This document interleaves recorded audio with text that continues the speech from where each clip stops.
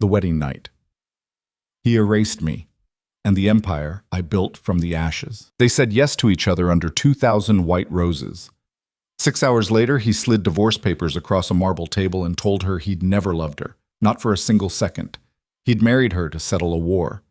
Now he wanted her gone before sunrise because the woman he did love was waiting 3 floors below in the same hotel. Lena Voss walked into that penthouse a bride. She walked out a ghost in a $10,000 dress. But ghosts, it turns out, learn to haunt. Before we go any further, if you're watching from New York, from Houston, from a small town nobody's ever heard of, from anywhere at all, drop the name of your city in the comments so I can see how far this story travels tonight. Hit the like button, stay with me all the way to the end, because what Lena becomes by the final chapter is something none of them, not Adrian, not his family, not the men who laughed at her behind closed doors, ever saw coming. Let's begin. The elevator hummed on its way to the 42nd floor, and Lena Voss stared at her own reflection in the polished brass panel, trying to recognize the woman looking back. The dress was heavier than she'd expected. Ivory silk, hand-beaded across the bodice, a train that had taken 2 girls to manage all evening. Her hair was still pinned the way the stylist had left it 6 hours ago, though a few pieces had come loose during the last dance and now framed her face in a way that looked deliberate, almost styled, almost careless. Her lipstick was gone, her feet hurt. There was a smudge of someone else's cologne on her collarbone from a hug she couldn't remember receiving. She was 26 years old. She had been married for exactly 7 hours and 42 minutes. The elevator chimed. "After you, Mrs. Cade." The doors slid open, and Adrian was already standing in the foyer of the penthouse with his back to her, one hand in his pocket, the other holding a glass of something amber. He hadn't turned around. He hadn't looked at her since they'd left the ballroom. She told herself he was tired. She told herself a lot of things on the ride up. "It's cold in here," she said, because the silence was too big and someone had to put a word in it. "I'll have them fix it." He still didn't turn. She stepped out of the elevator, lifted the train of her dress with one hand, and walked past him into the living room. Floor-to-ceiling windows looked out on a city that glittered like it was in on a secret. Somewhere down there, the guests were still drinking champagne she had picked out. The band she had argued for was still playing. A 3-tiered cake that had cost more than her mother's funeral was being cut into slices and boxed up for people who would eat it at their kitchen counters tomorrow morning in their underwear. "Adrian." "Sit down, Lena." She turned. He had finally looked at her, and something in her chest tightened the way it had the first time she'd stood in front of a hospital room and known, before anyone said a word, what was on the other side of the door. "What's wrong?" "Sit down." "You're scaring me. I'm asking you to sit down. I'm not going to ask again." She sat. The couch was white, low, the kind of furniture that was designed to be looked at and not used. Her dress pooled around her legs like something that had been spilled. Adrian walked to the sideboard and refilled his glass without offering her one. He took his time with it. He always took his time with everything. "There's a folder on the table," he said. "I need you to read it." "What folder?" "The one on the table, Lena." She looked. There was a folder on the glass coffee table in front of her. Black leather. Expensive. The kind of folder a lawyer brings. She had not seen him put it there. He must have set it out before they left for the church, before she'd walked down the aisle, before she'd said, "I do" in front of 400 people and meant it with every cell in her body. Her hands didn't want to open it. She made them. Inside were 18 pages of legal paper. The first page said "Dissolution of Marriage" in block letters across the top. Her name was typed out in full. Lena Marie Voss. His name was typed out in full. Adrian Thomas Cade. There was a line at the bottom already signed in his handwriting. The ink looked fresh. The ink looked days old. She couldn't tell. Her ears were ringing. She could hear it very clearly, a high, thin tone, like a television left on in another room. "I don't understand." "Yes, you do." "Adrian, don't cry, please. If you cry, I'm going to have to sit through it, and I have somewhere to be." She looked up. He was watching her with an expression she had never seen on his face before, and she had spent 18 months studying his face. It wasn't cruelty. It wasn't even coldness exactly. It was the look a man gets when he is waiting for a difficult phone call to end. "You married me this morning." "I did. In front of my mother, in front of your mother, in front of 400 people." "I'm aware." You danced with me. Adrian, you cried. During the vows. I saw you. I know what you saw. Then what is this? He took a sip of his drink. She watched his throat move. She had kissed that throat 100 times. She had fallen asleep with her ear against it and listened to him breathe and thought, this is the safest place in the world. This is the only safe place there is. The marriage had a purpose, he said. The purpose has been served. It's done now. You're going to sign those papers and you're going to leave tonight. And tomorrow morning my people will make sure everyone understands it was a mutual decision. You'll be taken care of. There's a number in the folder. You won't have to work. You won't have to worry. A purpose. Yes. What purpose, Adrian? He set the glass down. It made a small, clean sound on the marble. You know who my father was. You know what he left me. When he died, there were debts, not money, other kinds. The Delmar family controlled a piece of the port that I needed. Your uncle controlled a judge I needed. Marrying you resolved both problems in a way that nobody could object to, because it looked like a love story. It was a love story. No, Lena, it wasn't. She laughed. She didn't mean to. It came out of her like a hiccup, sharp and wrong, and she clapped her hand over her mouth and stared at him over her fingers. You're joking. I'm not. You're joking, Adrian, because I know you and I know I'm in love with someone else. The ringing in her ears got louder. What? I've been in love with her for 9 years. She left the country when my father was still alive because he wouldn't have allowed it. She came back 2 weeks ago. I didn't know she was coming back. If I had known, I wouldn't have gone through with today. I owe you that honesty, at least. You owe me. Her name is Sienna. She's downstairs in a suite on the 39th floor. She's been there since 5 this afternoon. Lena's throat did something she couldn't control. A small, wet sound came out of it. She looked down at her lap, at the dress, at the beading she had picked out in a shop in Milan with her mother holding her hand and weeping because her father hadn't lived to see this day. And oh God, her father. Her father had walked her down the aisle in a photograph she'd had printed and framed and set on a chair in the front row, and Adrian had touched the frame before the ceremony. He had touched it. He had said he would have been proud of you. He had, you monster. I'm not a monster. I'm a man who made a choice. 2 choices, actually. The first one was to marry you. That was a mistake. The second one is to be honest with you about it before we're a week in, and this becomes something we can't clean up. A week?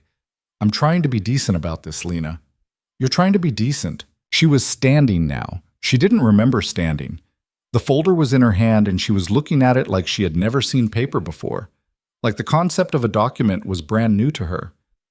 You stood in front of a priest. Yes. You put this ring on my finger. Yes. You told my mother you would take care of me. You told her that, Adrian, at the rehearsal dinner, in front of my aunt. You put your hand on her shoulder and you said, I'll take care of her, Mrs. Voss. I promise you I will take care of her. Do you remember saying that? I remember. And you meant none of it. I meant it in the way I could afford to mean it. What does that mean? He didn't answer. He picked up the glass again and walked to the window and looked out at the city, and she stood there in her wedding dress in the middle of a room she was never going to sleep in, holding 18 pages of paper that were going to end her life as she had understood it up to that point. Adrian? Yes. Look at me. He turned. Did you ever love me, even a little, even for an afternoon? He was quiet for a long time. She would think about that quiet later, on nights when she couldn't sleep, on mornings when she caught her own reflection in a window and didn't know what she was looking at. She would turn that quiet over in her hands for years. She would decide eventually that it was the closest thing to an honest answer she ever got from him. I liked you, he said. I thought you were very smart and very beautiful, and I thought you would be good for the family. I was fond of you. I still am. Fond. That's the word, yes. You were fond of me. Lena. Say it again. Say it to my face. Say it where I can see your mouth. I'm not going to say it. The word came out of her so loud it shocked both of them. He flinched, just a little, just at the edge of his eye. She caught it and stored it. Later she would wonder if that was the first moment, that flinch, the first seed of what was to come. Something in him had given a half inch, and something in her had measured it. I was fond of you, he said. I'm sorry. She looked down at the folder. The ring on her finger caught the light. It had belonged to his grandmother. 3 carats, emerald cut, set in platinum. He had told her the story of it on their third date. She had cried then too, because she had thought it was a story about how love outlasted the people who held it. She slid the ring off her finger. She didn't hand it to him. She set it on top of the folder very carefully, the way you set down something breakable. I want my things. They're being delivered to the apartment in the morning. What apartment? The one in the East building. It's been arranged. You'll be comfortable there. My lawyer will call you on Monday. I don't want an apartment of yours, Adrian. It's not mine anymore. The deed is in your name. It was going to be a wedding present. Take it. I'd rather you took it. I don't want anything that came from you. Then you'll be on the street by Tuesday, and I'm not going to let that happen because I'm not a monster, whatever you think of me tonight. Don't tell me what you are. She walked past him. She did not look at him. She got to the elevator and pressed the button, and it opened instantly. Because of course it did. Because he had called it while she was still standing there trying to understand her own marriage. And she stepped in and turned around. And there he was, her husband of 7 hours and 48 minutes, standing in the middle of the white room with his drink in his hand and a face she could not read. Adrian. Yes. I hope she's worth it. He said nothing. I hope you look at her one day and you know exactly what you traded for her, and I hope it ruins you. The doors closed. She made it to the lobby before she broke. She made it all the way through the revolving door and onto the sidewalk and 15 steps down the block before her legs stopped working and she sat down on a low concrete planter outside a closed flower shop, and she cried in a way she had not known a person could cry. The kind of crying that is not a performance and not a release. The kind that is just a body getting rid of something it cannot hold. A cab stopped. The driver was an older man in a Mets cap. He rolled down the window and looked at her, the dress, the face, the no coat in November. Ma'am, I don't have any money. Ma'am, where do you need to go? I don't know. Okay, he said. Get in. We'll figure it out.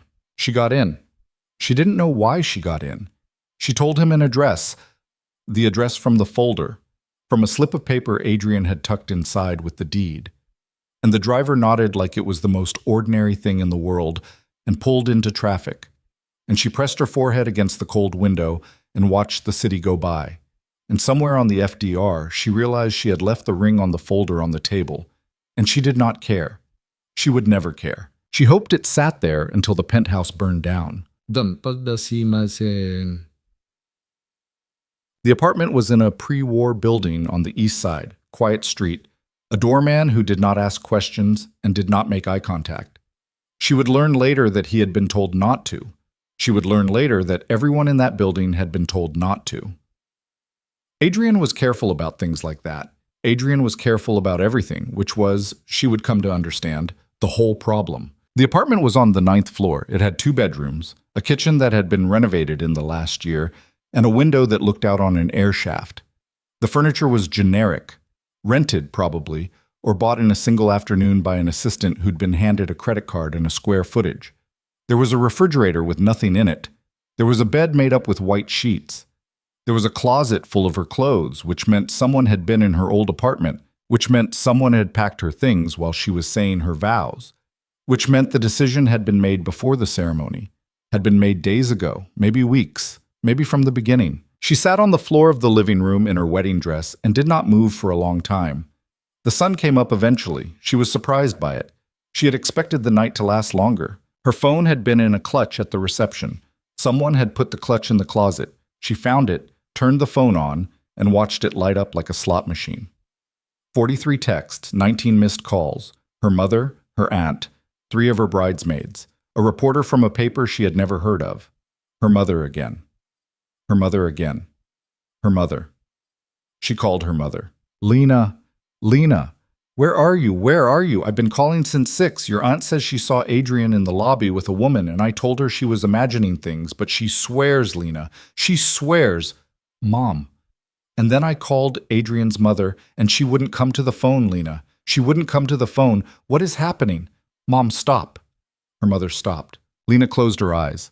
She could see her mother in the kitchen on Long Island, in her robe, holding the phone with both hands, the way she always did when she was scared.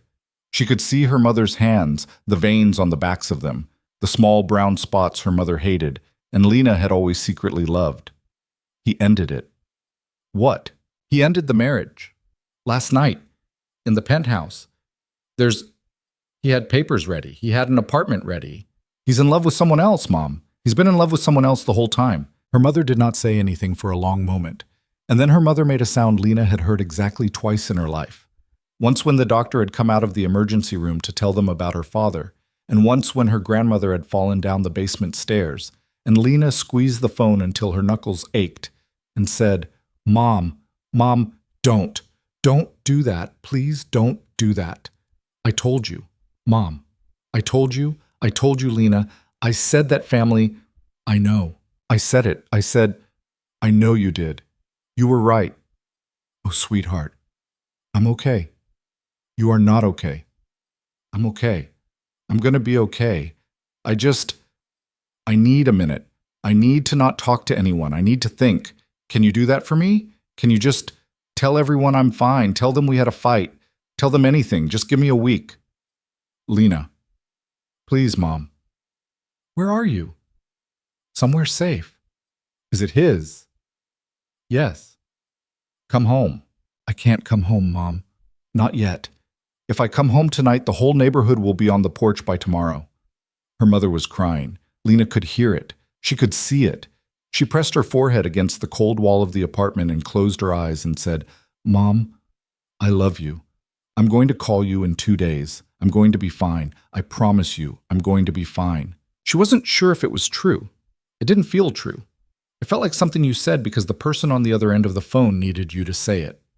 She hung up and she sat on the floor, and she did not move again for a very long time. She took the dress off that afternoon. She had to cut one of the laces in the back because she couldn't reach it, and there was no one to ask. She used a kitchen knife. She held the blade carefully between 2 fingers, and she sawed at the silk ribbon until it gave, and then she stepped out of the dress and left it in a pile on the bathroom floor, like a dead thing. She showered for a long time. The water ran hot and then cold and then hot again. She washed her face twice. She washed her hair. She stood under the spray with her eyes closed and tried to remember what her voice sounded like when she laughed, and she couldn't.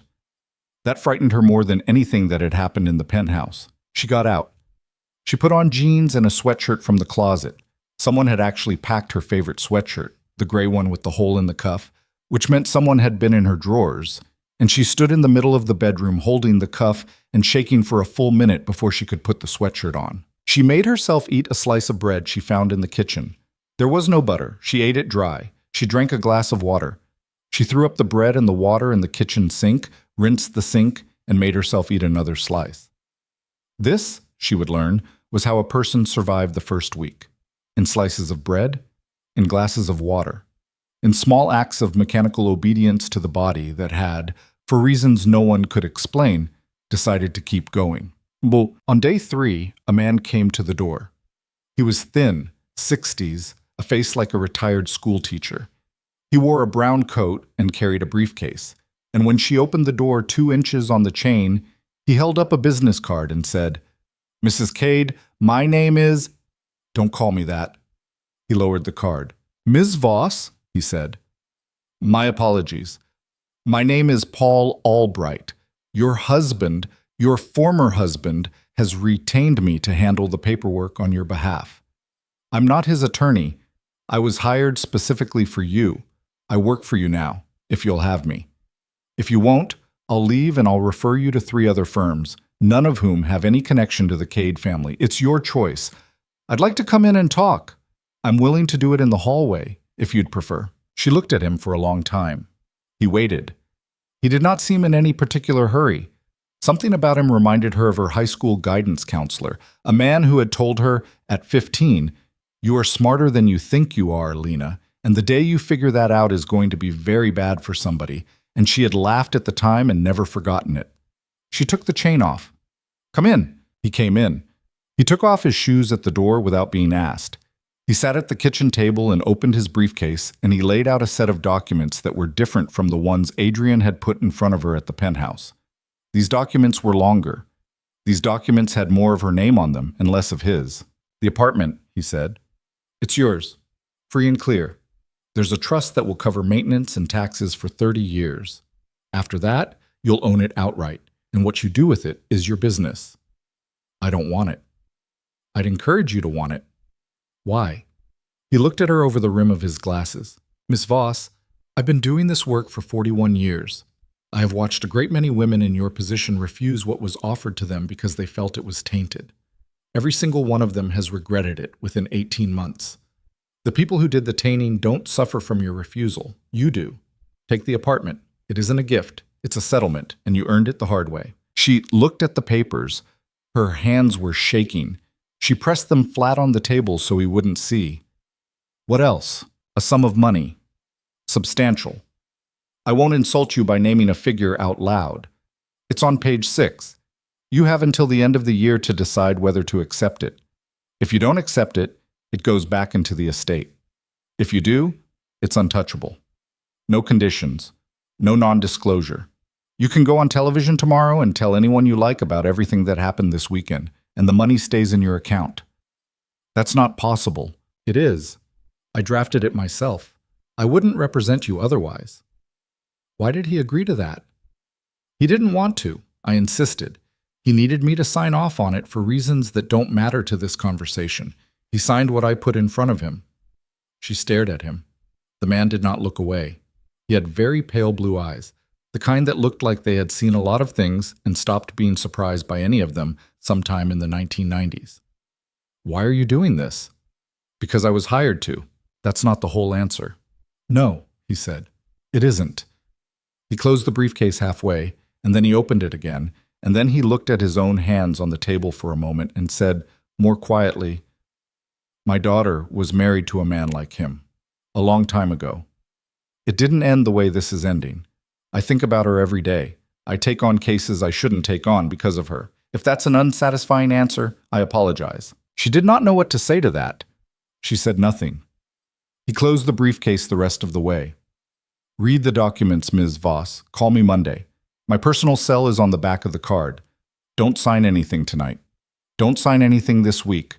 Wait until your hands stop shaking. They'll stop eventually. They always do. He left. He put his shoes back on at the door. He did not offer to shake her hand, which she was grateful for because she did not think she could have taken her hand off the table. She did not sign anything that week. She did not leave the apartment that week either. She watched television without sound. She slept in 2-hour blocks. She ate bread and eventually eggs she had delivered from a bodega around the corner. The delivery man was a teenager who called her miss and did not look at her face, and she tipped him $10 every time because it was the only human transaction she had, and it felt like something she should pay for. On day 8, she put on real clothes and walked to a coffee shop 3 blocks away. She did not get coffee. She sat by the window and watched people go by and tried to remember how to be a person in a room full of other people. A man held the door for a woman with a stroller. A girl dropped a pastry and picked it up and ate it anyway and laughed about it with her friend. 2 old men were arguing in a language Lena didn't speak about a newspaper one of them had folded wrong.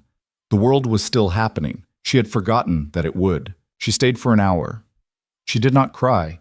She walked home and she slept for 6 hours straight. And when she woke up, it was dark and she was hungry, and she thought, for the first time in a week, about what she was going to do next. Not tomorrow. Not this week. Next, in the bigger sense. The rest of a life she had not planned to be living. She did not have an answer. But the question had shown up, and that was more than she'd had the day before. The envelope came on day 12. It was slid under the door sometime between 3 and 6 in the morning. No stamp, no return address. Thick cream paper, her name on the front in a hand she didn't recognize. Just Lena, no last name, as if last names didn't apply anymore. She opened it at the kitchen table with a cup of tea going cold next to her. Inside was a single sheet of paper, 6 lines of type. Ms. Voss, Paul Albright speaks highly of you. I don't know if that's a compliment, given how little Paul speaks at all. I have an office on 47th Street. If you are willing, come on Thursday at 2 p.m. and we can talk about what comes next. There is no obligation. If you don't come, I won't contact you again. M. Hale. Below the signature, a street address. Nothing else. She read it 3 times. She turned the paper over. The back was blank. She put the paper down. She picked it up. She put it down again. Thursday was 4 days away. She spent those 4 days in a state she would later describe to the only person she would ever describe it to as the last version of myself I didn't like. She was afraid of the paper. She was afraid of going. She was afraid of not going and spending the rest of her life wondering what the paper had been. She called her mother twice and did not mention it. She called Paul Albright once, from the hallway of the building, and asked him, without preamble, who is M. Hale? And Paul Albright was quiet for a long time, and then he said, a decent man, as far as I can tell, which in my line of work is the highest grade I issue. Go if you want to, don't go if you don't. I can't make that call for you. And then he had hung up, and she had stood in the hallway holding a dead phone and thinking, nobody in my entire life has ever said I can't make that call for you to me before. And something about the sentence had gone through her like a small, clean current. On Thursday morning, she showered. She put on the nicest thing in her closet that wasn't from the wedding, a black sweater, gray slacks, flat shoes. She did her hair in a low knot. She did not put on makeup. She looked in the mirror and she saw, for the first time in 12 days, a woman she almost recognized, which was not the same as recognizing her, but it was closer than she had been. She took a cab to 47th Street. The address was a narrow building between a jeweler and a shuttered restaurant. There was no sign on the door. She checked the number twice. She rang the buzzer. A voice she didn't know said, "Third floor, Ms. Voss, take the stairs, the elevator sticks." She took the stairs. Her legs shook on the second landing. She made them stop shaking on the third. The door at the top was open. Inside was a single large room with tall windows, bookshelves from floor to ceiling on two walls, a worn leather couch, a desk, and at the desk, a man in a charcoal sweater who was writing something by hand on a yellow pad. He did not look up when she came in. He finished his sentence. He put the pen down. Then he looked up. He was 40, maybe 45, brown hair with a little gray at the temples, a face that was not handsome, exactly. His nose had been broken at some point and never quite set right, but a face you would remember. Quiet eyes. The kind of stillness that did not come from peace, the kind that came from practice. Ms. Voss? Mr. Hale. Marcus is fine. Marcus. Please sit down. She sat on the couch. He did not sit behind the desk. He came around it and sat in a chair across from her, forearms on his knees, hands loose between them. He did not offer her coffee. He did not apologize for anything. He did not look at her with pity, which she noticed immediately, and which she would later decide was the single thing that made her stay in the room. I'll be direct, he said. I'm going to ask you some questions. You don't have to answer any of them. If you get up and leave right now, I'll walk you to the door and hold it for you, and I won't ever bother you again. Is that acceptable? Yes. Good. First question. Do you know who I am? No. Good. I'd have been worried if you did. Second question. Do you know why you came here today? She thought about it. She had thought about it the whole cab ride. No, she said. Not really. Also good. Third question. He paused. He looked at her for a long moment, and she had the distinct sense of being measured, not weighed, measured, the way a tailor measures a length of fabric before deciding what it can be made into. What did you do before you met Adrian Cade? She blinked. What? Your job, your life. Before him, I worked for a research firm. I was an analyst. I looked at companies before people bought them. I was good at it. I was going to make director in another year. I quit 8 months ago because Adrian said because we were getting married, and he said there was no need, and She stopped. Her throat had done something without permission. She swallowed. Go on. I let him talk me into it. I shouldn't have. No, you shouldn't have. But you did, and that's not the part of this story that matters anymore. She looked at him. He was looking back. Not warmly, not coldly. Just looking. The way a person looks when they are genuinely paying attention, which was, she was beginning to realize, something that had not happened to her in a very long time. What do you want from me, Mr. Hale? Marcus. What do you want from me, Marcus? He leaned back a little. He picked up a pen off the low table between them and turned it once in his fingers and set it down. I run a business, he said. It's a consulting business. On paper. In practice, it's something a little more complicated than that. And I'm not going to pretend with you because you'll find out anyway, and I'd rather not start this relationship, if we have one, with a lie. I advise people. Sometimes the people are companies. Sometimes they're families. Sometimes the families are the kind of families your former husband belongs to. And sometimes the advice is the kind of advice that keeps those families from eating each other alive. I've been doing this for 15 years. I'm very good at it. I don't take on many clients, and I don't take on many employees, and I'm not in the habit of writing letters to women I've never met. Then why did you write one?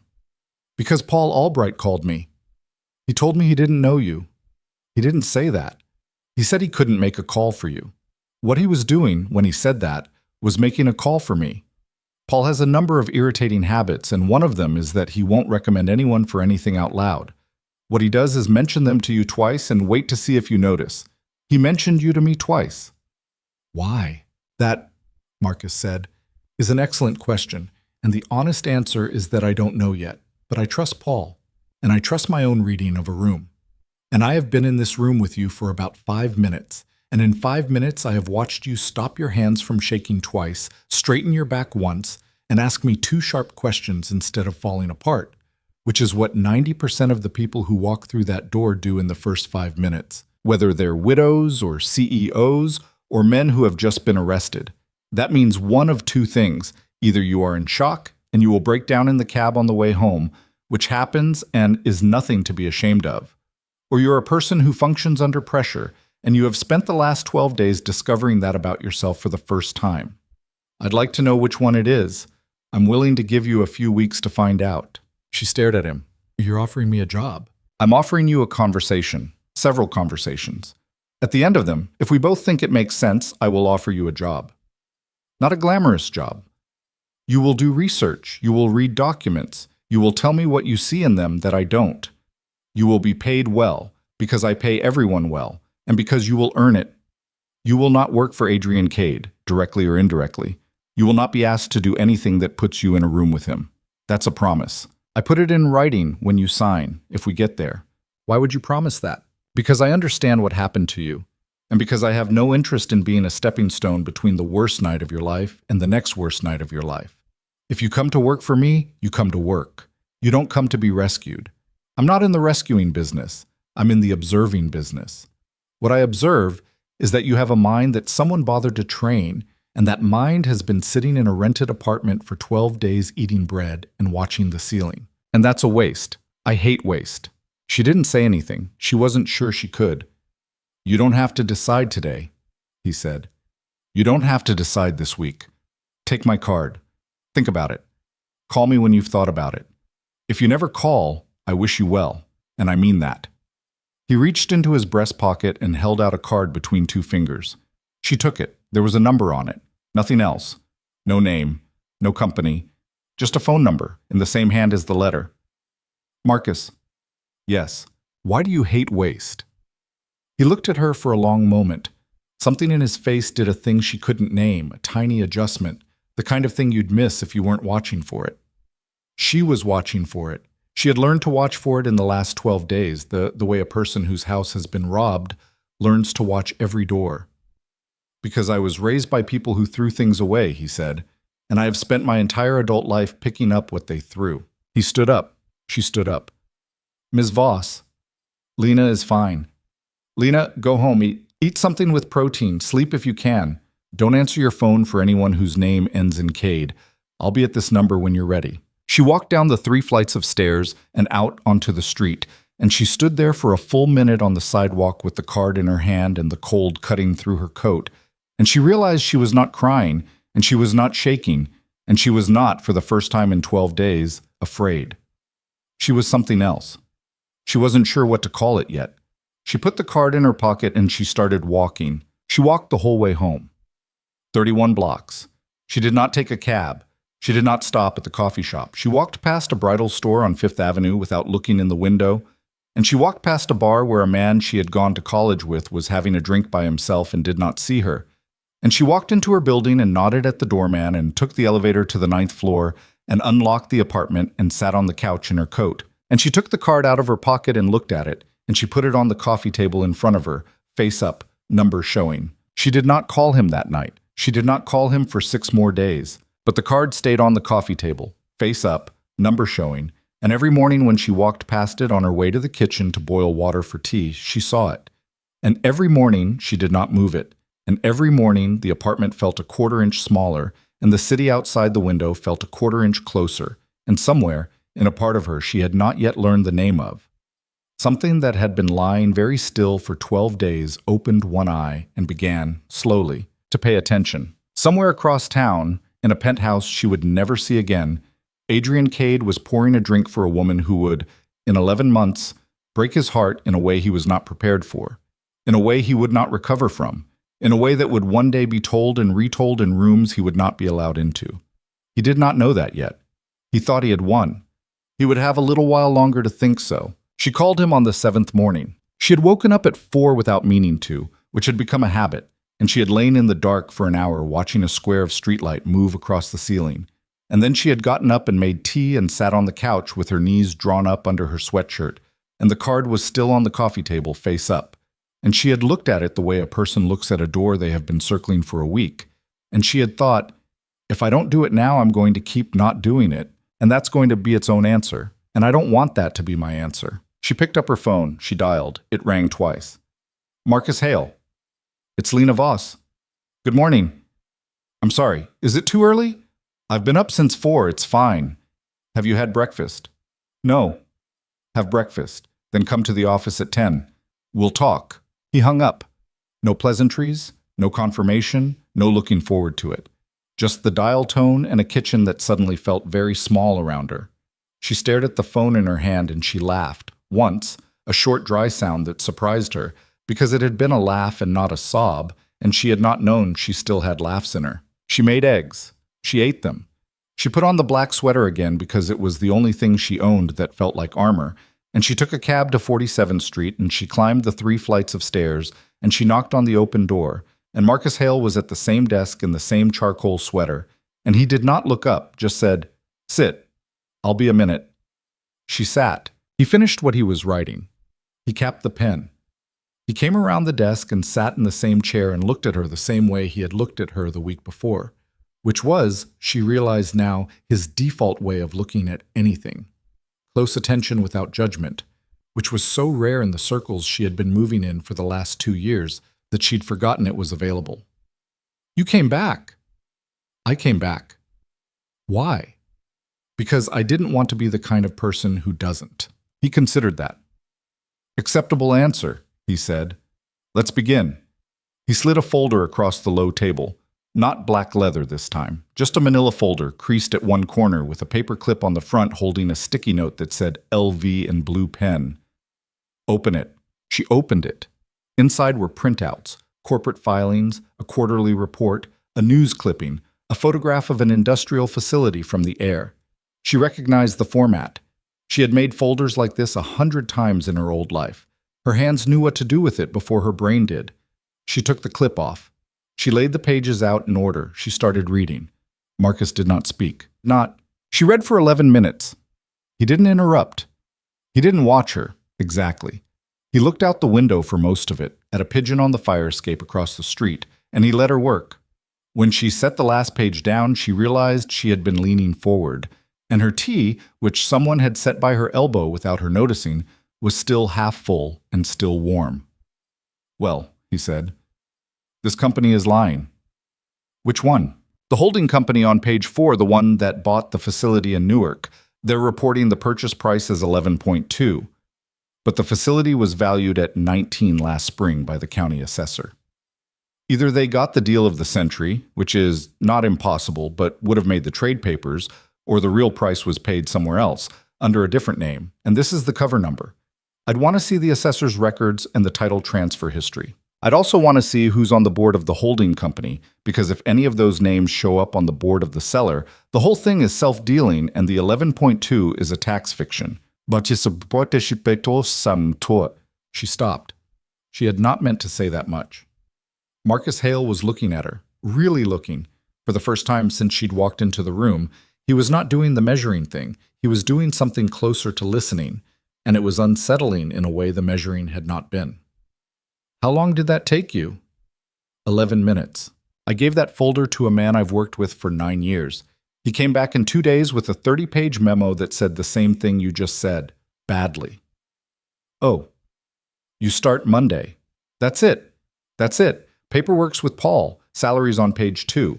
If you want to negotiate it with Paul. If you want to negotiate hours or title or anything else, negotiate those with me. I'd recommend you negotiate the salary. Paul likes when people do. Lena? Yes. You don't have to say yes today. You can take the folder home and read everything twice and call me on Sunday. I'm saying yes. Then we're done here. Go home. Don't tell anyone.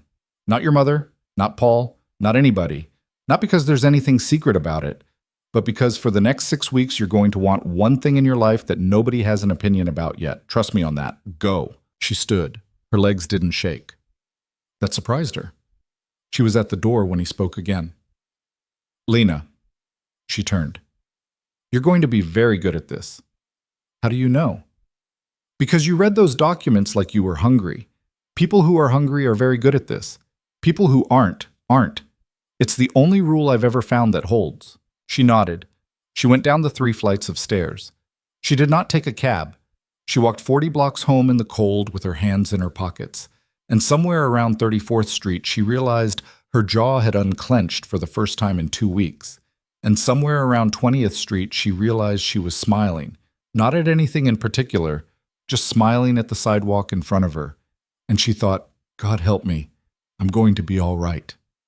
The work, when it began, was not glamorous. He had warned her it wouldn't be. He had not warned her how much she would love it. Marcus's office had 4 people in it, not counting Marcus. There was a woman named Denise who ran the front desk and the calendar, and Lena understood within a week most of the functional decisions of the firm, though her title was assistant. There was a man named Ray, who was 62 and had been a federal prosecutor for 30 years before his heart attack, and now sat in a back office reading the financial press and muttering. There was a younger man named Teo, mid-30s, quiet, who did something with databases that Lena did not fully understand, and who brought her coffee on her 3rd day without asking whether she took it black and was correct about the fact that she did. And there was Lena. On her first Monday, Marcus gave her a pile of annual reports and said, "Find me 3 things in here nobody wants me to find." She found 4 by Friday.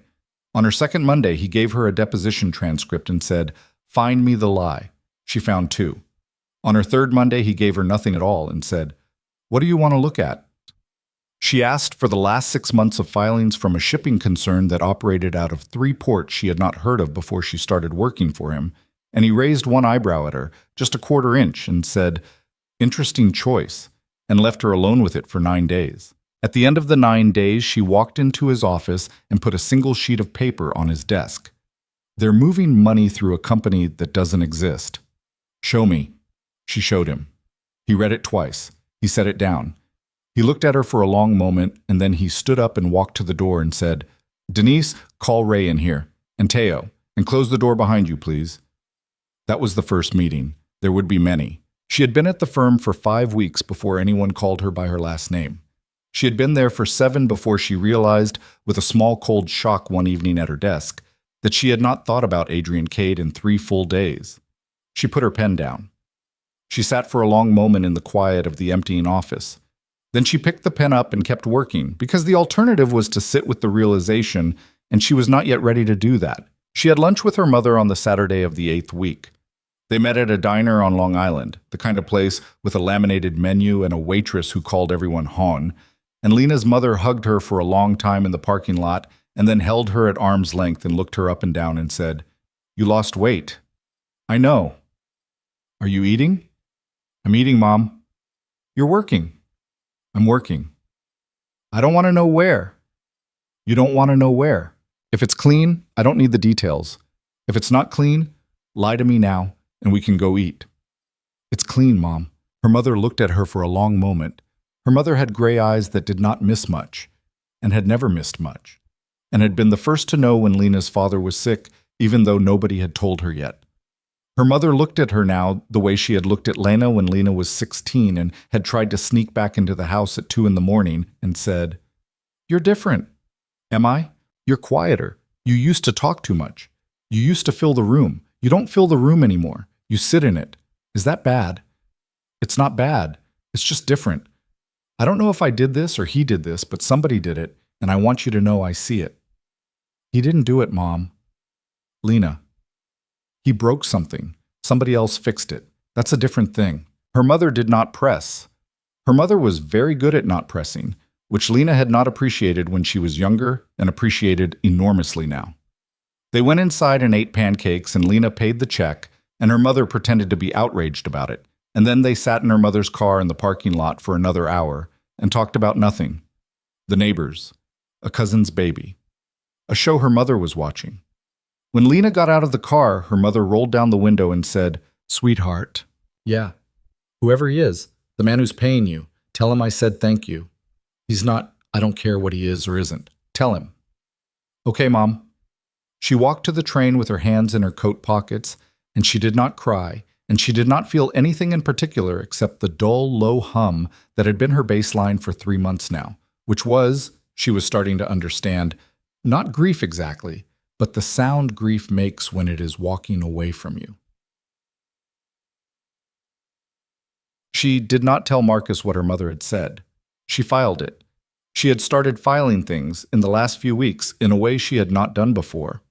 There was a part of her mind that had come online and was taking notes on him, on the office, on the rhythms of his voice, on the way he never answered a question the first time you asked it, on the way Denise brought him tea at exactly 10:15 every morning, and he never thanked her out loud, but always, without fail, left a small paper-wrapped chocolate on her desk on Friday afternoons.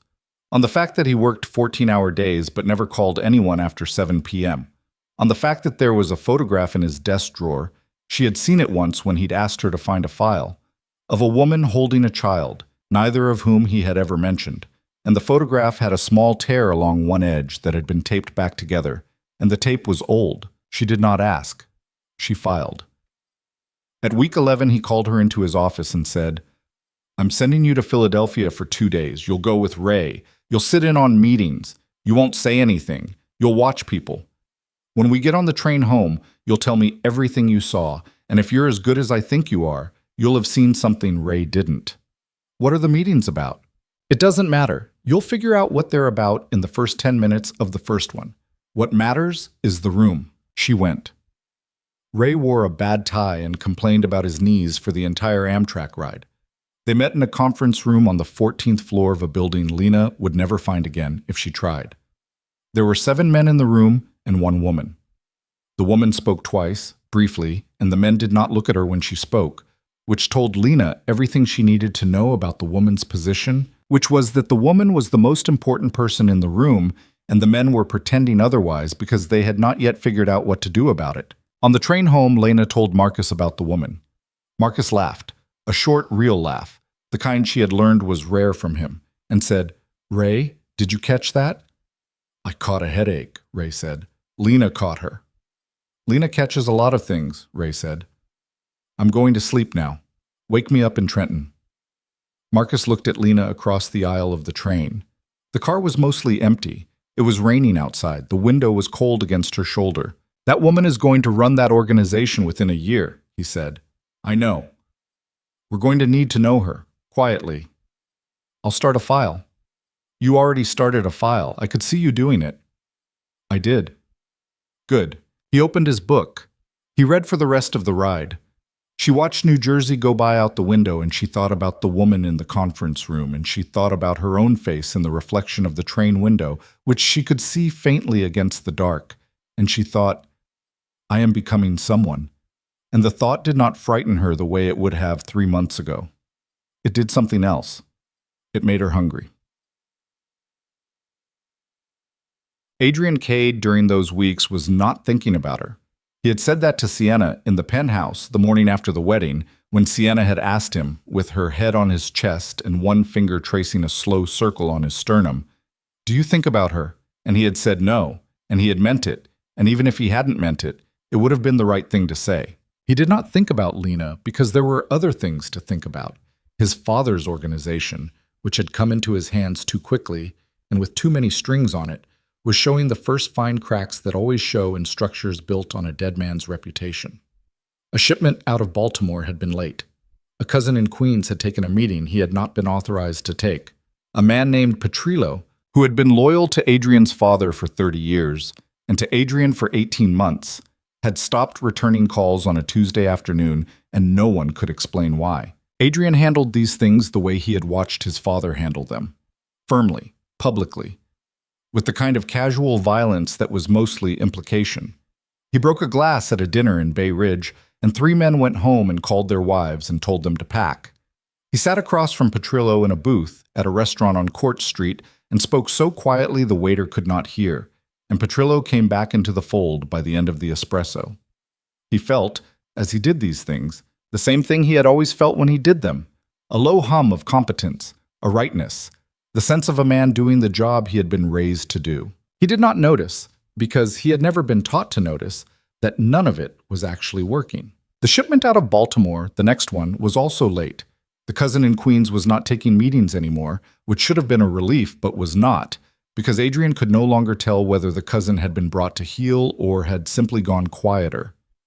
Petrillo came to every meeting Adrian called, showed up on time, sat where he was told to sit, and somewhere around the 3rd month, Adrian began to feel, without being able to name it, that Petrillo was watching him. And the watching was not the old watching, the watching of a lieutenant looking at a leader, but the watching of an actuary, someone tallying a column. Sienna, in those months, was happy.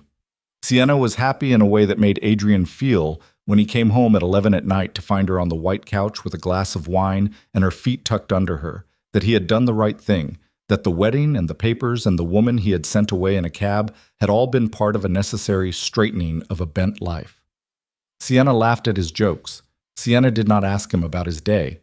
Sienna, when he came home angry, did not ask him why he was angry, but took his coat and poured him a drink and sat in his lap and kissed the side of his neck until he forgot what he had been angry about, which he mistook at the time for a kind of love, and would later understand very clearly as something else. He did not understand then how much of what he had believed about himself had been scaffolding built by other people.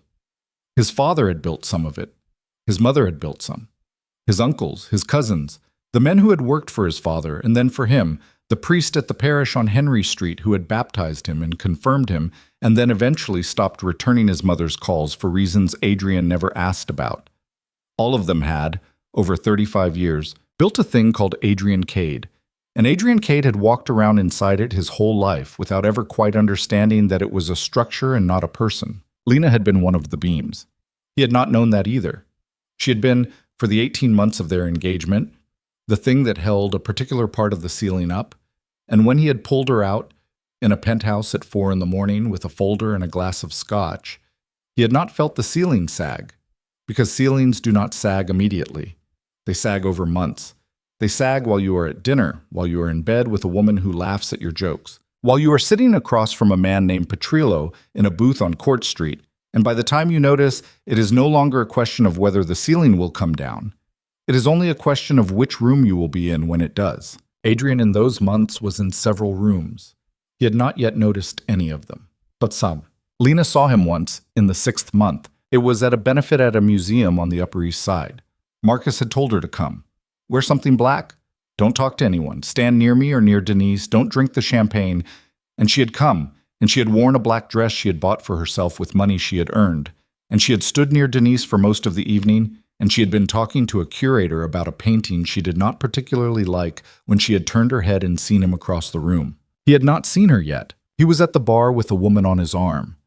Not the woman from the penthouse, or perhaps the woman from the penthouse. She couldn't tell from across the room.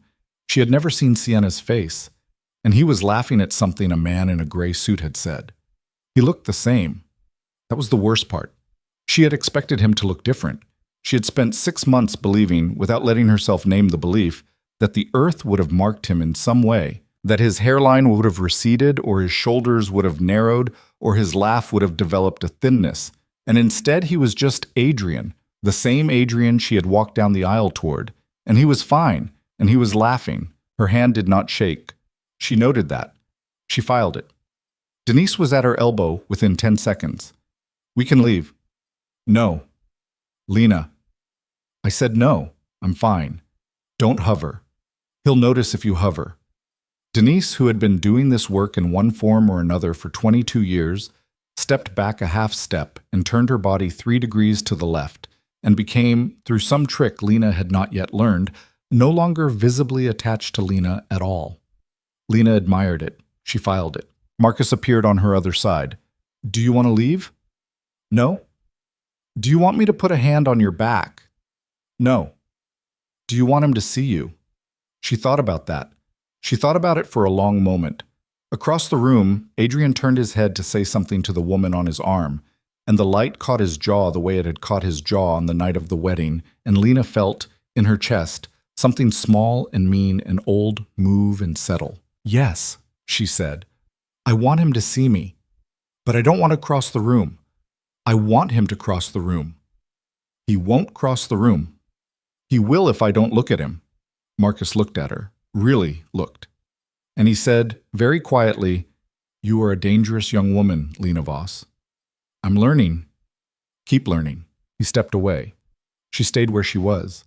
She turned back to the curator, who had not noticed any of it, and she asked a question about the painting she did not care about the answer to, and she laughed at the curator's joke, which was not funny, and she stood with her back 3/4 to the bar, and she waited. It took 4 minutes. She felt him before she heard him. That was not imagination. She had learned in 6 months of watching rooms that you could feel a person approach from behind you if you had spent enough time in a room with them before, that some animal part of the brain recognized a gait and a breathing pattern and a weight. And Adrian's gait had been the gait she had walked next to for 18 months, and her body knew it before her mind did. Lena, she turned. She gave him exactly the face she had practiced in the bathroom mirror for 6 months without admitting to herself that she had been practicing. A mild, neutral, unsurprised face. The face of a person who has bumped into an old acquaintance at a dry cleaner's. Adrian, you look well. Thank you. I didn't know you'd be here. I didn't either, until yesterday. Who are you here with? Friends. He looked past her shoulder. She did not turn. She knew Marcus and Denise had, at some coordinated moment she had not seen, disappeared into the crowd. Adrian could look all he wanted. He would find no one. Lena. Adrian? I've wanted to call you. No, you haven't. I have. No, you haven't, and that's fine. You didn't owe me a call. I did, actually. We can agree to disagree. He was looking at her now with an expression she did not recognize. It was not quite the look he had given her in the penthouse. It was not the look he had given her during their engagement either. It was something in between, the look of a man who has just opened a drawer in his own house and found an object in it he does not remember putting there. Can I buy you a drink? No, just one. There's a lot to... No, Adrian, I'm working. Working. Yes. At a benefit. Yes. Doing what? Working, she said, and she smiled a small dry smile that was not for him at all, and she watched him try to figure out whether she was lying, and she watched him fail. Lena, I have to get back to the person I was talking to. Wait. Adrian, let me go. He had not touched her. He had not moved to touch her. But the word let had come out of her without her choosing it, and she watched him hear it, and she watched his face do something she had waited 6 months to see. It was a very small thing. It was a tightening at the corner of his mouth, a half-second of a flinch, the same flinch she had seen in the penthouse when she had screamed at him to say it to her face. She had catalogued that flinch. She had paid attention to it. She had been waiting, without knowing she had been waiting, for the second one. Here it was. I'm glad you're well, he said. Thank you. Really. I hope you're happy. I am. Good.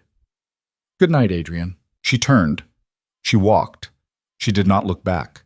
She crossed the gallery and she found the curator where she had left him, and she asked him another question about the painting, and the curator, who was slightly drunk now and did not know he had been a prop for the last 4 minutes, launched into an answer she did not hear a word of, because her ears were ringing again. Not the wedding night ringing, a different ringing, a sharper and cleaner one, the ringing of a bell that has just been struck for the first time. Marcus rematerialized at her side 15 minutes later.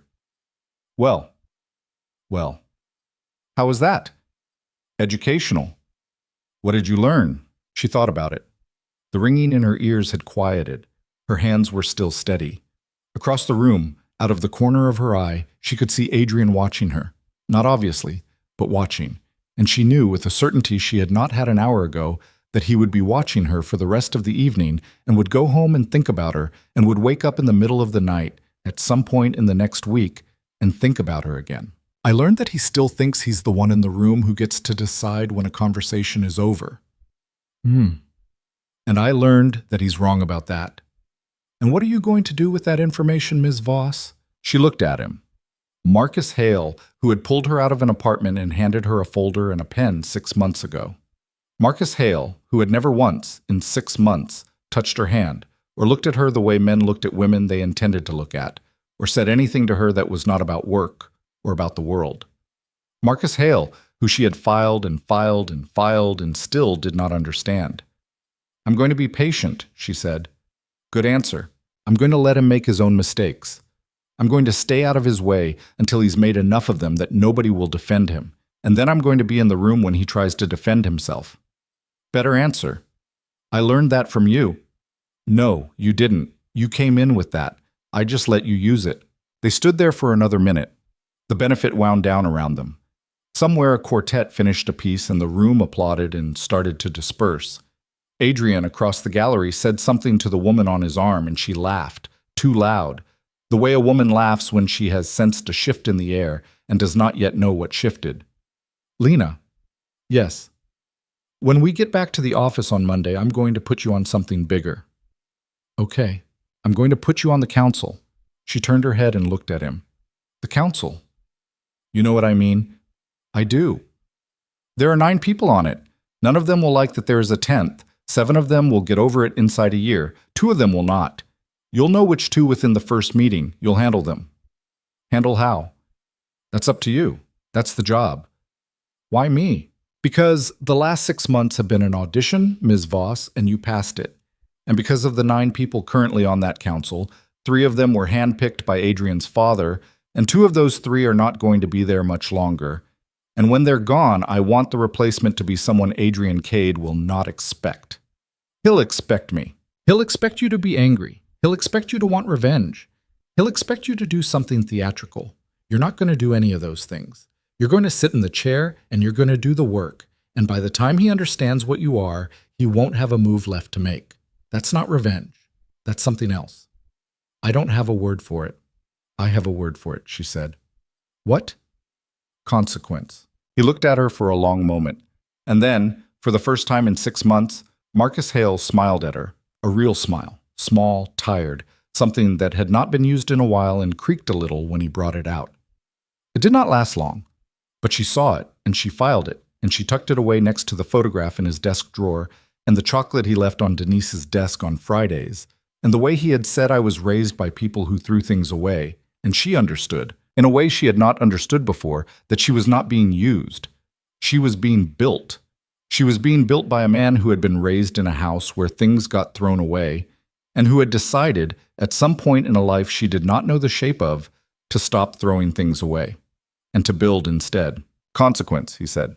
That'll do. They left the benefits separately, the way they always left things separately. Denise got a cab with Marcus. Lena got a cab by herself.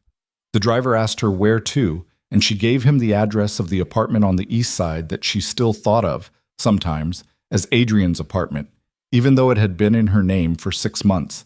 And even though she had, 3 weeks ago, finally taken down the generic art on the living room wall and replaced it with a single framed photograph of her mother and father on a beach in 1991, her father laughing, her mother mid-sentence, the sky behind them the kind of impossible orange that photographs only catch by accident.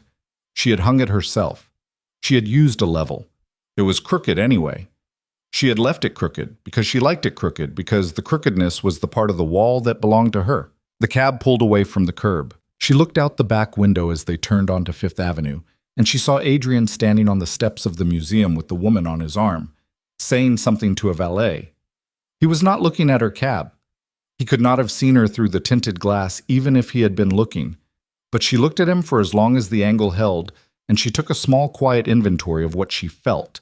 And what she felt was not hatred, which surprised her, and was not grief, which surprised her more, and was not love, which did not surprise her at all, because that had been gone for a long time, and she had made her peace with it in the apartment, in the weeks of bread and tea and silence. What she felt was a cool, clean thing, very small, very dense, which she could not have named 6 months ago and which she could name now because Marcus Hale had said the word, and the word had stuck. Consequence. The cab turned. The museum disappeared. She settled back in her seat and watched the city slide past her window, and somewhere between 72nd and 68th, she realized she was tired. Not in the ruined way she had been tired in November, but in the ordinary way a person is tired after a long day of doing difficult work, and she closed her eyes for a few blocks and let the cab carry her home. And the driver, who had been driving for 31 years and had seen every kind of woman ride in his cab, glanced at her once in the rearview mirror and decided, correctly, that she was one of the ones who was going to be fine. She paid him. She tipped him well. She went inside. She took off the black dress and hung it up, and she stood for a long time at the window of her living room looking out at the air shaft, which was the view she had once thought was a cruelty and had come to understand, slowly, was only a view. And she thought about the council, and she thought about the two people who would not accept her, and she thought about Adrian on the steps of the museum, and she thought about the flinch at the corner of his mouth, and she turned off the lights and went to bed, and she slept, for the first time in 6 months, all the way through the night without waking up once. In the morning, she made coffee. She sat at the kitchen table. The card Marcus had given her 6 months ago was still on the table where she had put it that first night, face up, number showing, but the number was in her phone now and she did not need the card anymore. She picked it up. She looked at it. She tore it in half and dropped it in the trash, not as a gesture, not meanly, just because it was finished, the way you throw away a train ticket after the trip. Then she went to work. The council met on the third Tuesday of every month in a private room above a restaurant in the West 30s, a place with no name on the door, and a staircase that smelled like wet wool and garlic. Lena walked up those stairs for the first time on a Tuesday in April, 6 months and change, after she'd walked out of a penthouse in a wedding dress. And she walked up them behind Marcus Hale in a navy suit she had bought on a Sunday afternoon with Denise, who had stood outside the dressing room and said, without looking up from her phone, the other one, the one that makes you look like you already own the building. She was 27 years old now. She had a birthday in February, and she had not told anyone, because she had not wanted the office to make a fuss, and Denise had known anyway and had left a single slice of chocolate cake on her desk in a paper box with no note. And Lena had eaten it at 4 in the afternoon at her computer while reading a quarterly report, and it had been, she thought, the best birthday she had ever had. The stairs creaked. Marcus didn't look back. Remember what I told you. Sit where I'm told. Don't speak first. Don't agree to anything. Don't disagree out loud either. If I have an objection, write it on the pad and slide it to you. And drink the water, not the whiskey. Good. And watch Petrillo. He glanced over his shoulder at her. Just a flick. Why Petrillo? Because he's the one who's going to try to smile at me the most, and I want to know why. Marcus pushed open the door at the top of the stairs. The room was bigger than she had expected. Long mahogany table, 10 chairs, a sideboard against the back wall with bottles on it, a single chandelier that looked older than the building. There were 7 men already seated when they came in, and 1 woman and an empty chair at the head for Marcus, which Lena noted because she had not known, until that moment, that Marcus sat at the head of anything. Nobody stood up. Evening, Marcus said. Marcus. Marcus. A chorus of flat greetings, 9 different men's voices saying the same word 9 different ways. The woman did not say anything. The woman was in her 50s, silver hair cut short, a gray suit, a face that looked like it had been left out in weather for a long time. She looked at Lena for exactly 3 seconds and then looked away. And Lena felt, accurately, that she had just been weighed and would be weighed again. This is Lena Voss. She's taking Corrigan's seat. Corrigan's dead a week, one of the men said. He was heavy, 50s, a face like a boxer who had stopped boxing 20 years before. That's fast. He's dead a week and the seat is empty for a reason, Petrillo. I filled it. Sit down, Lena. She sat. Marcus had put her at the middle of the table, on his left, 2 chairs from the end. Petrillo was across from her and 1 seat down. Petrillo looked at her. Petrillo smiled. There it is, she thought. Pleased to meet you, Ms. Voss. Likewise, Mr. Petrillo. I knew your husband. The room did not go silent because the room had been quiet to begin with, but something in it shifted. A held breath. A half second of attention. Marcus did not move. Marcus was pouring water from a carafe into a glass, and he did not look up. "I knew him too," Lena said. A laugh from down the table. A short one. The woman in the gray suit who had a low voice and an accent Lena could not place. Petrillo's smile did not change, but something behind it adjusted, the way a curtain adjusts when a window is opened in another room. "I meant no offense. None taken. It's a strange thing, a new face at this table. I imagine it is. I'll try to be useful." "Useful how, Ms. Voss?" Marcus set the carafe down. "Petrillo, we're not doing introductions tonight. We're doing the docs. You have a report. Give us the report." Petrillo looked at Marcus. Marcus looked back. It was a look Lena had not seen him give anyone before. It was not threatening. It was not even unfriendly. It was the look of a man who had already decided how a conversation was going to go, and who was willing, out of a kind of professional courtesy, to let the other person discover that on their own. Petrillo gave the report. Lena listened. She wrote nothing down. She had learned in 6 months at the firm that people relaxed when you did not write things down, and relaxed people said more. Petrillo's report was about the Port Authority at Bayonne and about a permitting issue that had, in Petrillo's framing, been resolved, and in Lena's hearing, been handed off to someone Petrillo did not name. She noted the non-naming. She filed it. Petrillo went on for 11 minutes.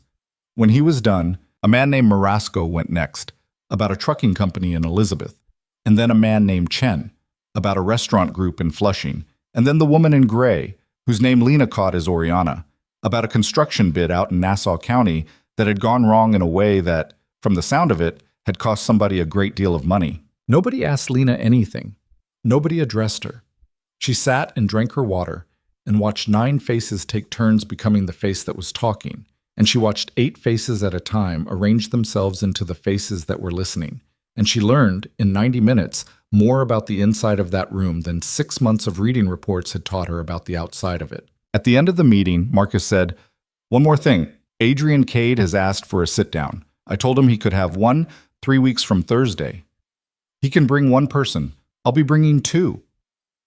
The room did not react visibly.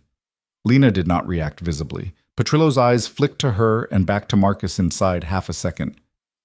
"What's he want?" Marasco said. "He didn't say. He'll say it on the night." "You're bringing her," Petrillo said, and tilted his head an inch in Lena's direction. "I haven't decided who I'm bringing. I said 2. That's all I said." Petrillo. Marcus. "You have something on your mind. Say it now." Petrillo smiled again. It was a softer smile this time, apologetic almost, the smile of a man who has been caught pulling at a thread and wants you to know he was only testing the weave. "I don't have anything on my mind. I'm an old man. I notice things, that's all." "Notice them quieter." "Yes, Marcus." The meeting broke up. Men stood, shook hands, drifted toward the sideboard. 2 of them took whiskey. 1 took nothing. Oriana took a glass of wine and carried it to the window and stood looking out at 9th Avenue without speaking to anyone, and Lena stood for a moment by her chair and tried to decide what to do with her body, which was what every new person in every room had to decide, which was, she had learned, one of the great secret questions of adult life. Marcus was at her elbow. "Walk with me downstairs." "Okay? Don't look at Petrillo on the way out. Look at Oriana. Nod to her. She'll nod back. That's the only goodbye you owe anyone in this room tonight." She did it. Oriana nodded back. Oriana's nod was slow and small, and it said, "I see you. I'll see you again. We'll talk when I decide to." Lena filed it. They went down the stairs. On the sidewalk, Marcus turned up his collar against the wind and said, without looking at her, "What did you get?" "Petrillo's been talking to Adrian, or to someone Adrian sent." "How do you know?" "The way he tested me. He wasn't testing to see if I'd flinch. He was testing to see if I'd already been briefed. He wanted to know whether you told me that he'd been talking to Adrian. You didn't tell me. He saw that you didn't. He'll go home tonight and report that I'm not being briefed. Which he'll believe means what? Which he'll believe means I'm decoration." I'd like to let him keep believing that for a while." Marcus did not smile. Marcus, in public, on a sidewalk, never smiled. But she felt the small internal shift of him being pleased, the way she had learned to feel these things, and she did not look at him, because looking at him would have been the wrong move, And she had, in 6 months, gotten better at not making the wrong move in public. Let him, Marcus said. Anything else?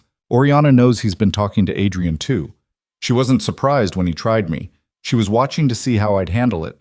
Good. That tracks. Anything else? The bit in Nassau County that went wrong. Oriana said it cost somebody a lot of money, but she didn't say who.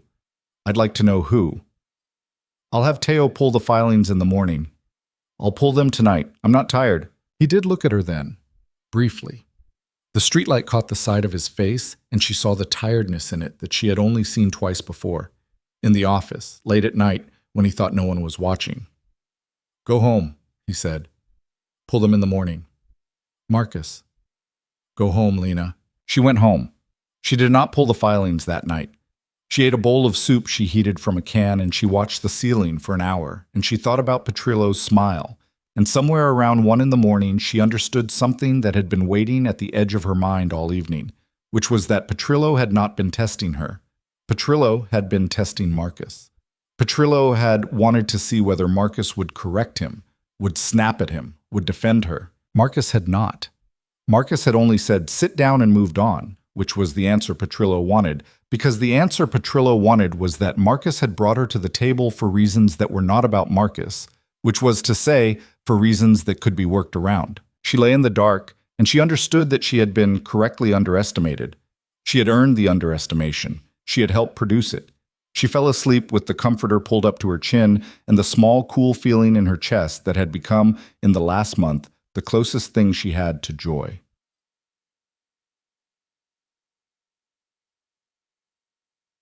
The sit-down was scheduled for a Thursday at 9 p.m. at a restaurant in Tribeca that had been closed for a private event, which meant closed for them. Marcus had chosen the place. Marcus had chosen the time. Adrian had agreed to both without arguing, which Lena, reading the note of the exchange Denise had typed up, had found interesting. The Adrian she had known would have argued for the sake of arguing. The Adrian she had known would have insisted on his own restaurant, his own hour, his own table. This Adrian had said yes on the first ask, which meant one of two things.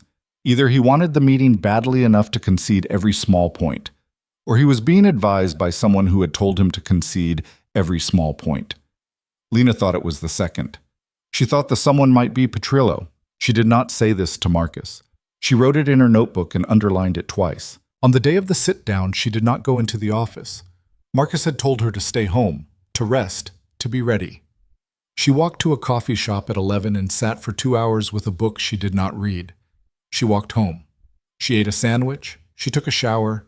At 7, she dressed, the navy suit again, a white blouse, low black heels, and she sat on the edge of her bed with her hands folded in her lap, and she rehearsed nothing because Marcus had told her not to rehearse, because Marcus had said, the version of you that shows up rehearsed is a version he'll recognize. And I don't want him to recognize any version of you tonight. The car came at 8:15. Denise was in the back seat. Denise was wearing a black dress and a pair of glasses Lena had never seen on her before. And Denise looked, for the first time since Lena had met her, like exactly what she was, which was the second most dangerous person in any room she walked into. You look good. Thank you. You're nervous. A little. Good. The day you're not nervous for one of these is the day Marcus fires you, because you've stopped paying attention. That's comforting, Denise. It's supposed to be. The car moved through the Holland Tunnel of the East River Bridge traffic. Lena couldn't tell which in the dark, and she watched the brake lights ahead of them blur and sharpen and blur again. And she thought, very clearly, I'm going to be in a room with him in 30 minutes, and I am not going to cry, and I am not going to raise my voice, and I am not going to do a single thing I have rehearsed, because I have not rehearsed anything. The car stopped at a corner in Tribeca. Marcus was already there, standing under the awning of a shuttered wine shop, hands in his coat pockets, breath visible in the cold. He got in. The car drove 2 more blocks and stopped again, in front of a restaurant with brown paper over the windows and a single bulb glowing above the door. Last thing, Marcus said. He's going to try to talk to you alone at some point. He's going to ask me if he can. I'm going to say yes. He's going to expect you to say no. Say yes. Go with him wherever he wants to go in the restaurant. Don't go outside. Don't get in a car. Don't go upstairs. The main dining room, the back of the main dining room, the hallway to the kitchen, those are fine. Anywhere else, you say no. Okay? He's going to try to apologize. Okay. He's going to try to apologize in a way that makes it sound like he's doing you a favor by apologizing. Marcus, I know what he's going to try to do. He looked at her. Yes, he said. You do. Sorry. I keep forgetting. They got out. They went in. Adrian was already at the table. He stood up when she walked in. She had not expected that. He stood up and his face did something she had never seen it do before, a small half-surprise, as if he had been told she was coming but had not fully believed it until the door opened. Beside him, a man Lena did not recognize was also standing, a young man in his 30s, wire-rimmed glasses, the kind of face that lived its life inside spreadsheets. Not Petrillo. Interesting. She filed it. Lena. Adrian. Please. Sit. Marcus should sit first. Marcus sat. Denise sat next to Marcus. Lena sat across from Adrian, which she had not meant to, because the geography of the table had put her there without her choosing, and for a half-second she felt her composure slide by a degree, and she caught it, and she set her hands on the tablecloth the way her mother had taught her to set her hands on a tablecloth at 6 years old, and she kept them there. A waiter poured water. The waiter was the only staff in the restaurant. Lena noted that. The rest of the place was empty. Thank you for coming, Adrian said. You asked, Marcus said. I did. Then you're welcome. What do you want, Adrian? Adrian did not answer right away. Adrian was looking at Lena. She let him. She kept her face the way she had kept it at the museum. Mild, neutral, mildly curious, the face of a woman waiting for an elevator. I want to talk to Lena. You can talk to Lena when we're done talking about business. That was going to be my business. Marcus laughed. It was not a long laugh. It was not a loud one. It was a sound that was not quite a laugh, but was the closest thing Marcus did to one in a professional setting, and it cut through the room like a small, cold knife, and Adrian's jaw did a thing Lena saw. Adrian, let me be clear with you. You asked for a sit-down. I gave you a sit-down. I didn't give it to you so you could ask my colleague on a date. If you have organizational business to discuss, discuss it. If you don't, we can order dinner and stop pretending. Marcus. Adrian. Adrian took a breath. It was a small breath. She watched it go in and out. She watched, for the first time, the very faint movement under the collar of his shirt, the pulse at his throat, the small physical fact of him being under more pressure than he was showing. She had spent 18 months sleeping next to that throat. She knew what its ordinary pulse looked like. This was not it. There's a problem at the Bayonne terminal, Adrian said. Petrillo reports to me that it's resolved. Petrillo reports to you that it's resolved. Petrillo is lying. The permit has been pulled. The facility is going to be inspected next week. The inspection is going to turn up things that neither of us wants turned up. Somebody inside one of our organizations is feeding information to an assistant U.S. attorney in Newark named Gabriela Sosa. I don't know who. I have suspicions. I wanted to bring them to you before the inspection instead of after, because after is too late for both of us. The room was very quiet. Marcus did not look at Lena. Lena did not look at Marcus. Denise, on Marcus's other side, was writing something on a small pad with a pen Lena had not seen her take out. Nobody else moved. That's business, Marcus said. Yes, that's real business. Yes, Marcus, that's real business. I wouldn't have asked for the sit-down for a fake one. Why did you come to me? Because the last 3 of my people I've asked about this have told me it's handled, and I know it isn't, and I don't know which of the 3 is lying. I need somebody outside the circle to look at it. You're outside the circle. You've been outside the circle since my father died. I know why. I'm not going to argue about it. I need you to look at it. What do I get? I can give you the ports in Perth Amboy for 2 years. Quiet, not public. You'd run them through whoever you want to run them through. At the end of 2 years, we renegotiate. Marcus was quiet for a long time. He picked up his water glass. He drank from it. He set it down. He looked at Adrian the way Lena had seen him look at a man one time in his office, at a man who had tried to sell him a story that did not add up, and the man in the office had left the building within 10 minutes, and Teo had put the man's name on a list that Lena had, in 6 months, never seen used, but had also never seen crossed off. Lena will look at it, Marcus said. Adrian's face did a thing. Lena. Yes. I came to you, Marcus. You came to me for an outside pair of eyes. Lena is an outside pair of eyes. Lena is, I would argue, the best pair of eyes in this city for this kind of problem, and I would argue that without any knowledge of your particular history with her. She'll look at it. She'll tell me what she sees. I'll tell you what I decide based on what she tells me. That's the offer. You can take it, or you can call Petrillo and tell him you lost your nerve and go home. The word Petrillo did a thing to Adrian's face that Lena had not expected, and that she would later think was the single most useful thing she learned that evening. It was a flare, a very small one, gone in a quarter second. But she had been watching for flares, and she caught it, and she knew in the same second that Adrian had known for weeks that Petrillo was the problem and had been unable to say so out loud, and that now she had said it for him, or Marcus had said it for him. And something in Adrian that had been waiting for permission had been given permission, and something else in Adrian that had been holding the permission back had felt the loss of its grip. I'll take the offer, Adrian said. Good. Lena will be in touch through Denise. Denise will set a meeting. You will bring everything you have on the permit, on the assistant U.S. attorney, on the 3 people you asked who told you it was handled, and you will bring it to the meeting in paper, not electronically, and you will not make copies. If we decide to help you, we will help you. If we decide not to, we will return the paper and you will not see any of us again. And the ports in Perth Amboy will be a conversation we did not have. Are we clear? Mad. We're clear. Good. Order the fish. It's the only thing the kitchen does well when they're only cooking for 6. Adrian did not order the fish. Adrian did not order anything. Adrian's man in the wire-rimmed glasses ordered a glass of wine and did not drink it. Marcus ordered the fish. Denise ordered the fish. Lena ordered the fish. The waiter, who was not a waiter, nodded and disappeared, and they sat in silence for nearly 2 minutes, and then Adrian looked at Marcus and said, "Can I speak to her?" "You can speak to her where I can see you. In the back of the room. In the back of the room where I can see you." "Marcus, Adrian, she is an employee of mine. You will speak to her in a space of my choosing, in a duration of my choosing, and you will not touch her, and you will not raise your voice, and when she stands up, you will not follow her. If any of that is unacceptable, you will eat your fish and you will go home. Which is it?"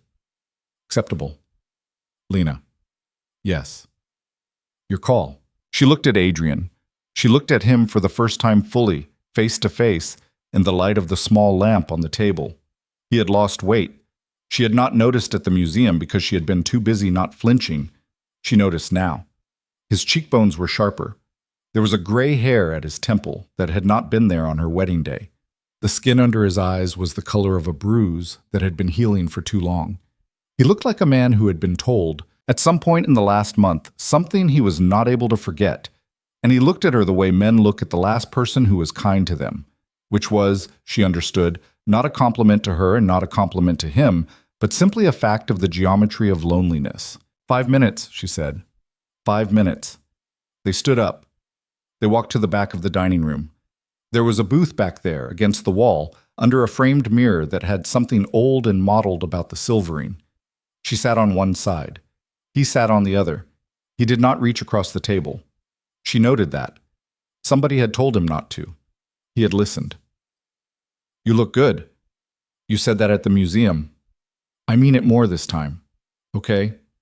Lena, Adrian, you have 5 minutes. You said you wanted to apologize. You don't have to. I don't want one. If you want to say something else, say something else." He looked down at the table. The mottled mirror behind him caught a ghost of her own face over his shoulder, and she saw it, and she saw that her face was very still, and she thought, "I have become a person who is still, and I did it without noticing. I was wrong." "Okay. I was wrong about who you were." "Okay. I thought I knew what you were. I thought I was being decent by telling you the truth, and paying for the apartment, and making it clean. I thought that was the kind thing. I told myself for 6 months that was the kind thing. It wasn't. I know it wasn't. I know that now." Adrian. "Yes. You don't know it now. You think you know it now because something else is going wrong. You think you know it now because Petrillo has been lying to you, and because you can feel the floor moving under you. You don't know it. You've confused being scared with being sorry. They're not the same thing. I lived through one of them. I can tell the difference." His jaw moved. "Lena, I'm not trying to hurt you. I'm telling you what I see." That's my job now. I see things. It's what I do for Marcus. You came here tonight to get me to see something for you, and Marcus said yes because he thinks I'm the best at it, which he tells me often enough that I'm starting to believe him. So I'm seeing you. I'm seeing the man across from me. I'm seeing that you haven't slept well in a month. I'm seeing that you've lost 8 pounds. I'm seeing that you've got a wedding ring on your right hand, which is not your ring finger, and I'm going to guess it's not the ring from our wedding either. So I'm going to guess it's hers. And I'm going to guess she gave it to you 3 weeks ago in a sentimental moment. And I'm going to guess you're wearing it the way a man wears a reminder, not the way a man wears a vow. How am I doing? He looked at his hand. The ring was simple, gold, a thin band. He did not speak for a long moment. You're doing fine. I'm not saying any of this to be cruel. I know. I'm saying it because you asked me at the museum if I was happy, and I said I was, and it was true, and I want you to understand what happy looks like on the woman you left, so that when you go home tonight and you lie in bed next to the woman you chose, you can do the math on what you traded, and you can sit with the number, and you can leave me alone. Lena. What? Will you look at the Bayonne thing? She almost laughed. It came up in her throat and she pushed it back down. I'm going to look at the Bayonne thing, Adrian, because Marcus told you I would. Not for you, for him. And if what I find is what I think I'm going to find, I'm not going to tell you first. I'm going to tell him first. He's going to decide what to do with it. If he decides to help you, you'll be helped. If he decides not to, you won't. That's not my call. That's his. I understand. I don't think you do, but it doesn't matter. She stood up. He did not follow. He had been told not to. He sat at the booth with his hand on the table and his ring catching the light, and she walked back across the empty restaurant to the front table where Marcus was eating fish and Denise was eating fish. And the fish, Lena noticed as she sat down, was actually quite good. She picked up her fork. She ate 3 bites. Marcus did not ask her what had been said. Denise did not ask her what had been said. The man in the wire-rimmed glasses did not look at her at all, because he was reading something on his phone under the table and failing to hide that he was reading something on his phone under the table. When Adrian came back to the table a few minutes later, he did not sit down. Marcus. Adrian. Thank you. Lena will be in touch. Good night, Lena. Good night, Adrian. He left. The man with the wire-rimmed glasses left. The waiter cleared the plates. Marcus set his fork down and looked at her and said very quietly, "Was that harder than you expected?" "No." "Was it easier?" "Yes." "That'll happen to you for about another year. After that, it just won't happen at all. It becomes a thing you did. It stops being a thing you do. I'm telling you so, you'll know to watch for it. Thank you. Denise." Note for the file. Lena handled Adrian Cade in the restaurant on April 22nd. Adrian left without complaint. Lena will take point on the Bayonne inquiry. I want Teo on it as second. I want Ray reading the AUSA filings by Monday. Noted. One more thing, Lena. Yes. Petrillo knows we met with Adrian tonight. Petrillo does not know what Adrian said. By Monday morning, Petrillo will be looking for a way to find out what Adrian said. I want you to let him find it. She looked at him. Let him find it. Not the real thing. A version, a wrong version. Something you're going to construct very carefully in the next 48 hours. Something that will make him comfortable, that will make him think Adrian came to me on a smaller matter, and that will make him not look harder. I want him relaxed. Relaxed is how he makes mistakes. I want his next mistake on record. Okay? Can you do that? Yes. How? Petrillo has a nephew who does data entry for one of Chen's restaurant groups. The nephew owes money to a bookmaker on 86th Street. I'm going to have a conversation with the bookmaker. The bookmaker is going to forgive the debt in exchange for a favor. The favor is going to be a phone call the nephew is going to overhear. The phone call is going to say what we want it to say. The nephew is going to tell Petrillo. Petrillo is going to believe it because it's going to come from a nephew who doesn't know he's being used. The car was silent for a long moment.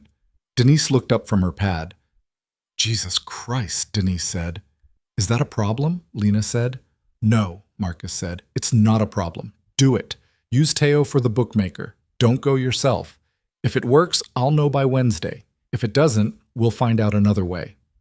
It'll work. Lena. Yes. How long have you had that in your head? Since Petrillo smiled at me in the restaurant above the place on 34th. 6 weeks. 6 weeks. You've been working on him for 6 weeks and I didn't know. You didn't need to. I wasn't sure until tonight whether I'd need the nephew.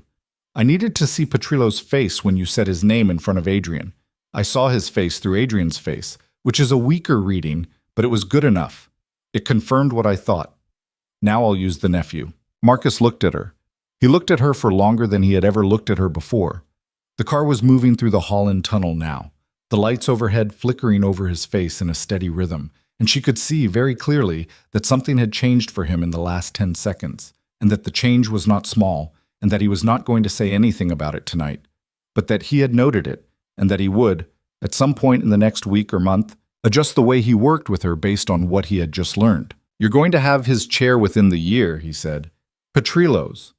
Yes. Not Adrian's. Adrian's is someone else's problem, Lena. Petrillo's is yours. Okay? You understand what that means? I understand what that means. Say it out loud. She looked out the window. They were out of the tunnel now. The lights of the turnpike were ahead of them, and beyond the turnpike the lights of the river, and beyond the river the city again, lit up the way it always was. Indifferent the way it always was. The same city that had carried her home in a cab in a wedding dress, and the same city that was carrying her home now in a car with a man who had, 6 months ago, pulled her out of a life that had been ending and put her into one that had not yet been built. It means, she said, that by the time he understands what happened to him, I'll already be in the chair, and the chair will already feel like mine, and nobody in that room will remember a time when it wasn't. Good. Marcus. Yes.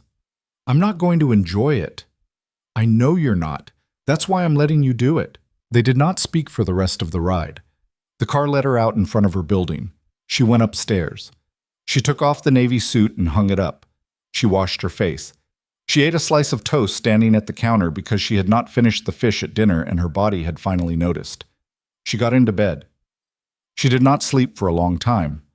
She lay on her back and she looked at the ceiling, and she thought about Petrillo's nephew, whose name she did not yet know, and she thought about the bookmaker on 86th Street, whose name she did know, and she thought about Adrian at the booth with his hand on the table and his wedding ring on the wrong finger, and she thought about her own face in the mottled mirror behind him, which had been still, which had been very still, which had been the face of a woman she was still, on some nights, surprised to find she had become. Toward morning, she finally slept, and somewhere in the city, in a penthouse she would never see again, Adrian Cade sat on the edge of a bed next to a sleeping woman and looked at his own hands, and did not recognize them, and could not for the life of him remember when they had stopped being the hands he was used to. The nephew's name was Danny Petrillo, and he was 24 years old, and he lived in a 2-bedroom walk-up in Bensonhurst with a girlfriend who waited tables at a diner on 86th Street, and he owed a bookmaker named Sal Marone $19,000 on a series of parlays he had placed between Thanksgiving and the Super Bowl, which was, Lena would learn, the standard arc of a young man getting himself into trouble in that neighborhood.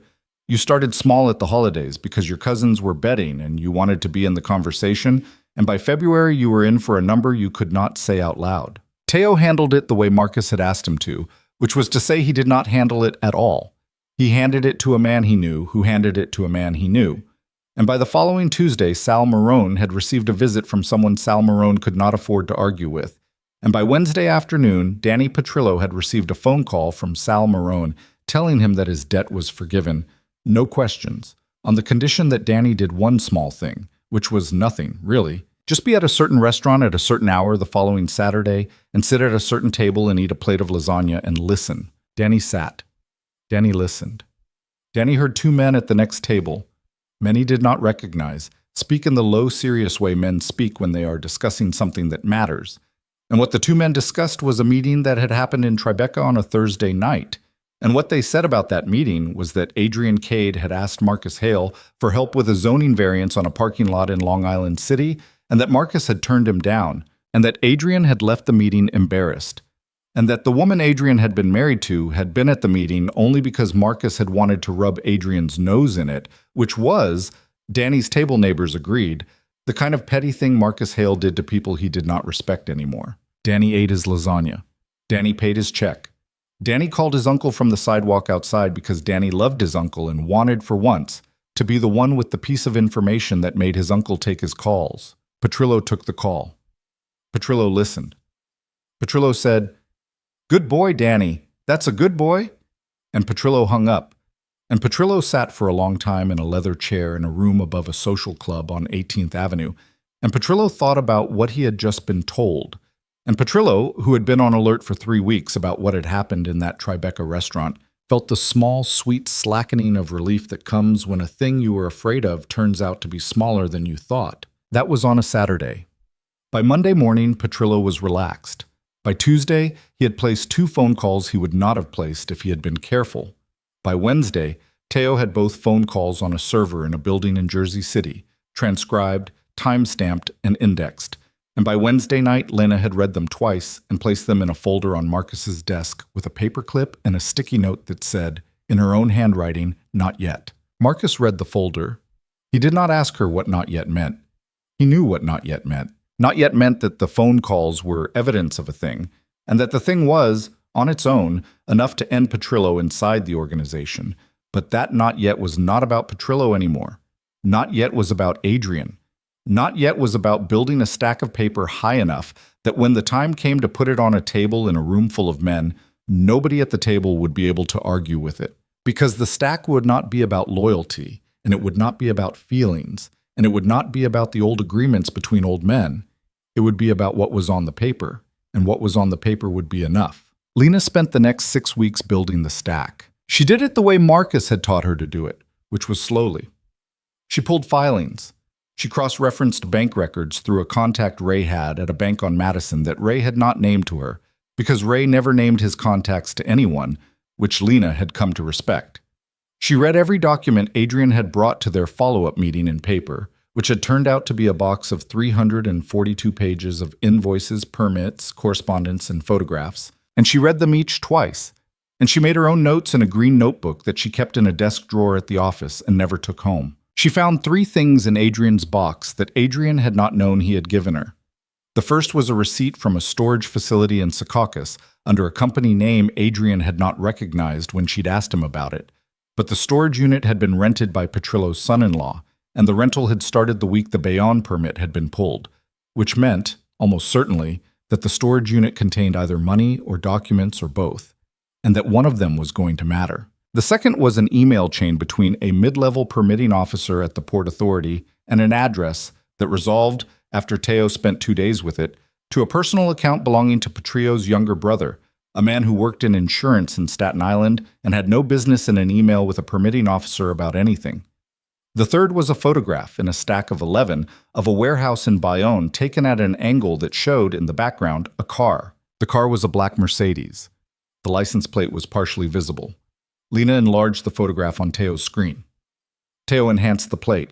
The plate belonged to an assistant U.S. attorney named Gabriela Sosa, out of Newark, who was, on paper, running the investigation that had resulted in the permit being pulled. Gabriela Sosa had been at the warehouse 2 weeks before the permit was pulled, with Petrillo's son-in-law. Lena had 3 separate photographs that established the timeline, from 3 different angles, taken by 3 different surveillance cameras that belonged to 3 different businesses, none of which knew they were being asked for their footage because Teo had been very careful about asking. She put all of it in a single folder. She did not give it to Marcus. Not yet. She put it in a locked drawer in her desk at the office, and she went home. And she slept 6 hours. And in the morning she called her mother, which she had started doing every Sunday now, and her mother told her about the church bake sale and about a man who had moved in across the street and seemed, in her mother's words, perfectly nice, Lena, which, at this point in my life, is the kindest thing I will say about any man out loud.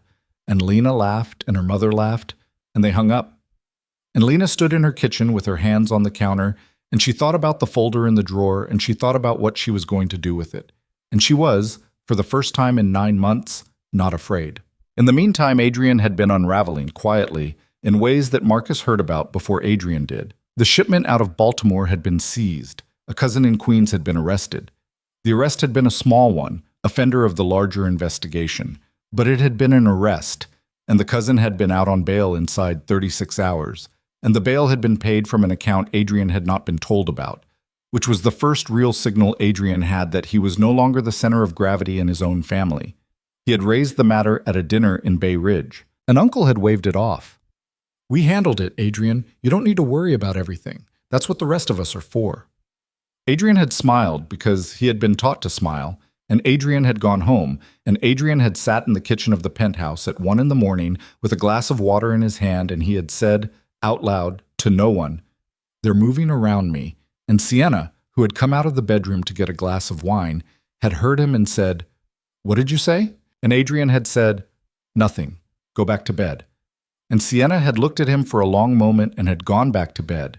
And Adrian had sat in the kitchen until the sky got gray. Sienna was unraveling too, in a different way. She had stopped laughing at his jokes. He had not noticed at first because she had been careful about it.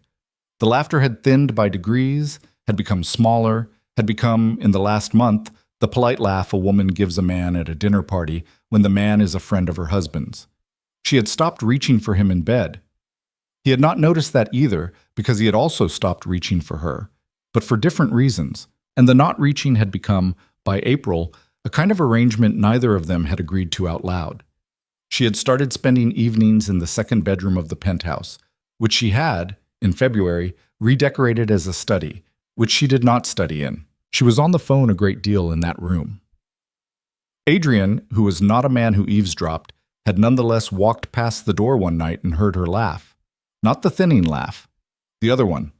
The old one. The one that had made him, at 26, sit down hard on a couch in a house in the Hamptons and know that his life was going to bend around this woman forever. She was laughing it into her phone at 11 at night in a locked room at the end of the hall, and Adrian had stood in the hallway of his own apartment with his hand flat against the door and his forehead against his hand, and he had understood, without having to make himself understand, that whatever he had given up Lena for was not going to last him the year. He had told no one. He had nowhere to tell.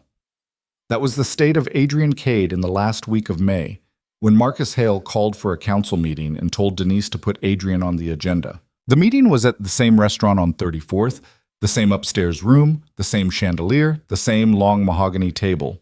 Petrillo was there. Oriana was there. Marasco and Chen were there. 3 other men Lena had, over the last 2 months, catalogued and understood and mostly decided she could work with. Adrian was not there at the start. Adrian had been asked to come at 9:30, which was an hour after the meeting had begun.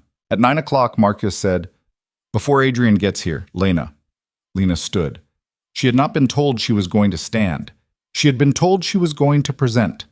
Standing had come to her in the moment, because the room was long and the men at the other end of it had a habit of tuning out anyone who sat. And she had, at Oriana's quiet elbow nudge 2 meetings ago, started standing when she spoke. She opened the folder. The folder had not been in the locked drawer since Monday morning. The folder had been in Marcus's hands since Monday afternoon. Denise had made 6 copies. The 6 copies were stacked in front of Denise at the far end of the table, and when Lena nodded at her, Denise began to distribute them, one to each council member in a specific order Lena had, 2 nights before, asked Denise to follow. Petrillo received his copy 4th. "Gentlemen, Oriana, I'm going to walk you through a set of documents. I'm going to ask you not to open to page 7 until I ask you to. The reason I'm going to ask you is that page 7 is a photograph, and I'd like you to have the context before you see it." "What's this about, Lena?" Marasco said. "The Bayonne terminal." "I thought that was handled." "Several people have been told it's handled. I'm going to show you why it isn't." She walked them through the first 6 pages. She did it flatly, without inflection, the way she had learned to do it in the office, which was the way Marcus had taught her to do it, which was that the facts were more frightening when you did not try to make them frightening. Petrillo's face, at page 2, was calm. At page 4, it had tightened at the jaw. At page 6, he was not looking at his folder anymore. He was looking at Lena. "Page 7, please," Lena said. Folders opened around the table. There was a small collective intake of breath from the 3 men Lena considered workable, a longer and slower one from Oriana, and nothing at all from Petrillo, who had gone very still in a way Lena had not seen him go still before. "The car in the background, Chesa," Lena said, "is registered to an assistant U.S. attorney named Gabriela Sosa out of Newark.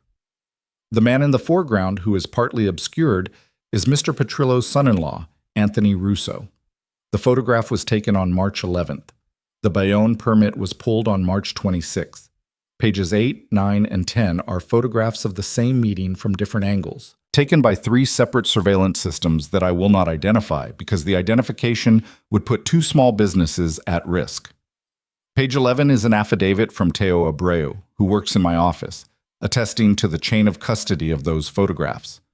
Pages 12 through 17 are the email records between a permitting officer named Bruno Calice and an address belonging to Mr. Petrillo's brother Eugene. Pages 18 through 21 are the bank records showing a payment of $41,000 from Eugene Petrillo's account to Bruno Calice's account on March 14th, 3 days after the photograph on page 7 was taken. The room was silent. Pages 22 through 26, she said, are phone records. They show 2 calls placed from Mr. Petrillo's cell phone on April 24th, the morning after Adrian Cade met with Marcus at a restaurant in Tribeca. The first call is to Anthony Russo, Mr. Petrillo's son-in-law. The second call is to a number in Staten Island that resolves to an unlisted phone registered in the name of an aunt of Anthony Russo's who has been dead since 2019. I mention this because the phone is active, and it has been active for 3 years since the aunt's death, and it receives an average of 11 calls a week, all from numbers that, when cross-referenced, belong to law enforcement offices in 3 jurisdictions. The phone is a pass-through. The content of the April 24th call has not been recovered. The existence of the call has. Petrillo had not moved. "Mr. Petrillo," Lena said, "I'm going to give you the next 60 seconds. Anything you say in the next 60 seconds will be considered by this council before any action is taken.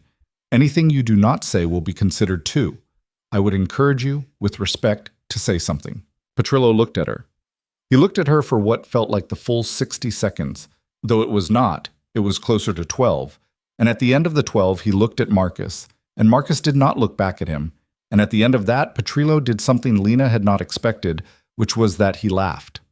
It was a short, bitter, surprised laugh, the laugh of a man who has been caught out by a person he had decided not to take seriously.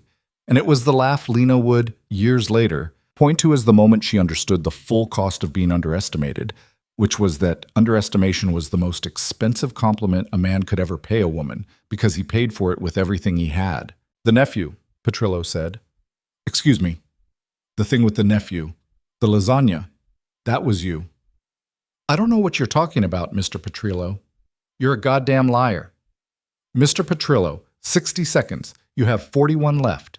Petrillo laughed again. He closed the folder in front of him. He pushed it away from himself an inch.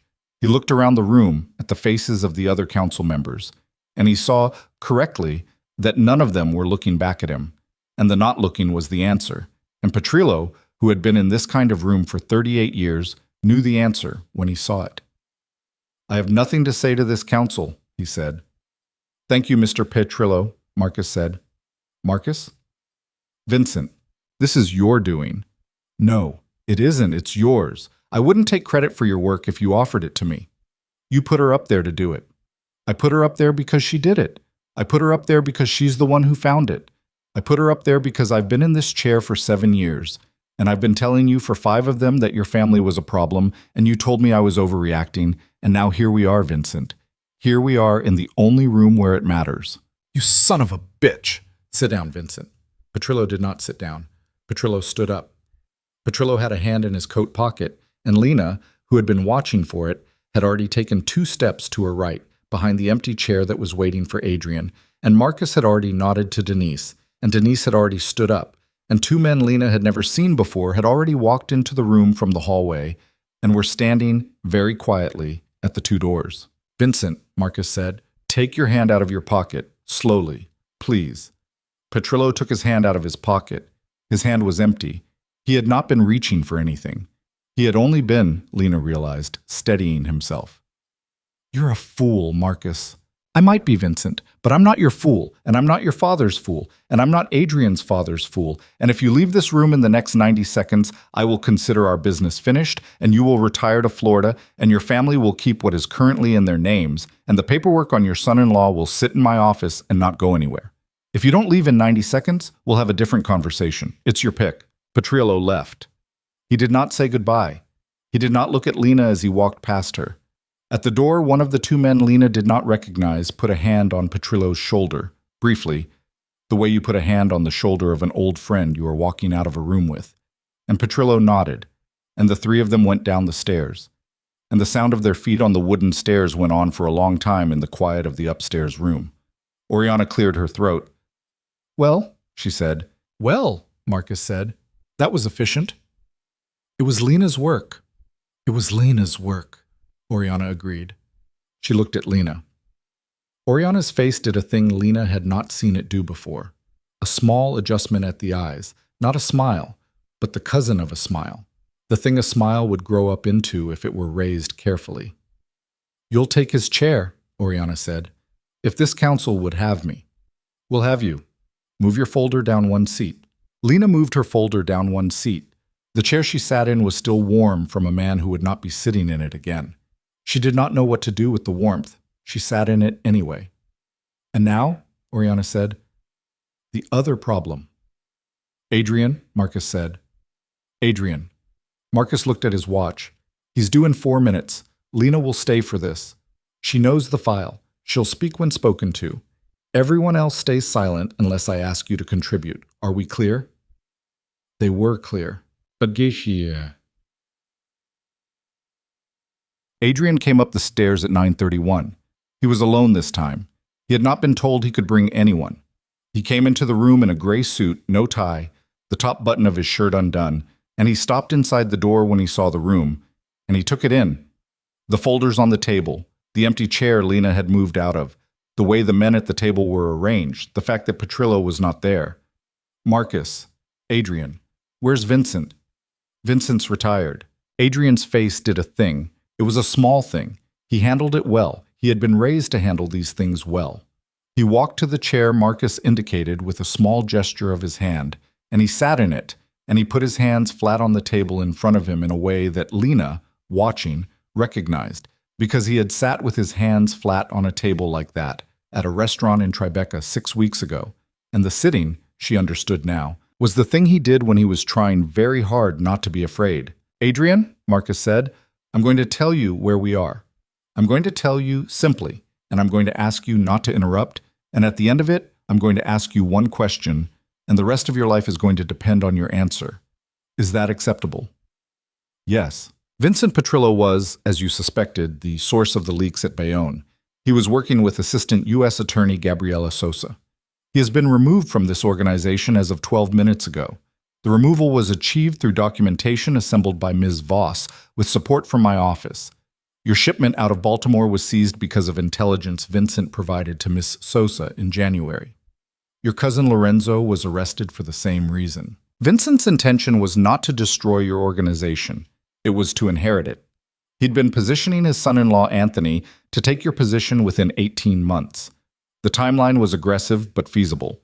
He was not going to succeed, but he did not know that. Adrian's hands had not moved. They were still flat on the table. A muscle in his cheek moved. "In the course of this work," Marcus said, "Ms. Voss also identified a series of financial movements inside your organization that do not originate with Vincent. I'll be frank with you. There is another leak. It's smaller. It's not coordinated with law enforcement. It's coordinated with a competitor, and the competitor is being fed information about your schedule, your movements, your social calendar, and your personal life. The feed has been going on for approximately 4 months. The feed is coming from inside your household. I'm not going to tell you who. You're going to figure that out because it's not my job to do it for you, and because it is going to matter, very much, that you figure it out yourself." "Cool?" Simple. Adrian did not move. "The question," Marcus said, "is this. Are you going to remain the head of your organization?" Adrian looked at him.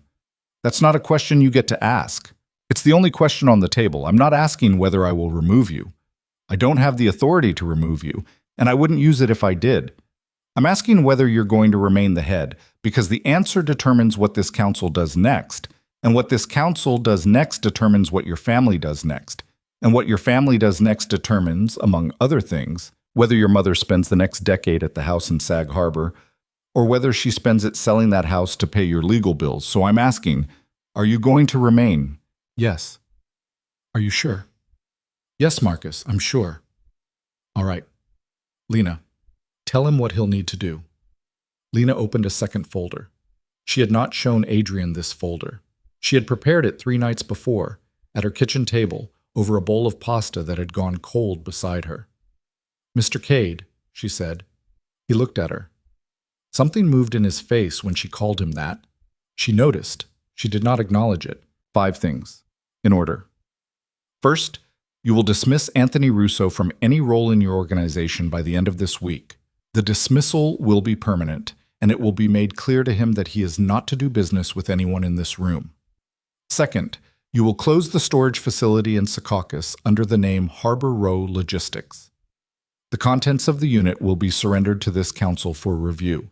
If the contents turn out to be what I think they are, they will be returned to you minus a percentage.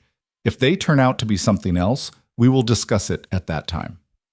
Third, you will restructure your relationship with the permitting officer Bruno Calise immediately, because Calise is going to be approached by federal investigators within the next 10 days, and he is going to talk.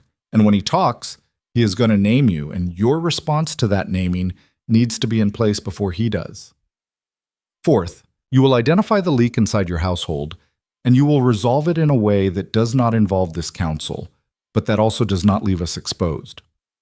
Fifth, you will not contact me or anyone in Marcus's office outside of channels for the next 6 months. If you need to communicate, you will communicate through Denise. Am I clear? Yes. Do you agree? Yes. Out loud, Mr. Cade, for the room. He looked at her. She thought for a second that he was not going to do it. She thought he was going to push back, out of pride, out of habit, out of the muscle memory of a man who had been obeyed since he was 17 years old. But he did not push back.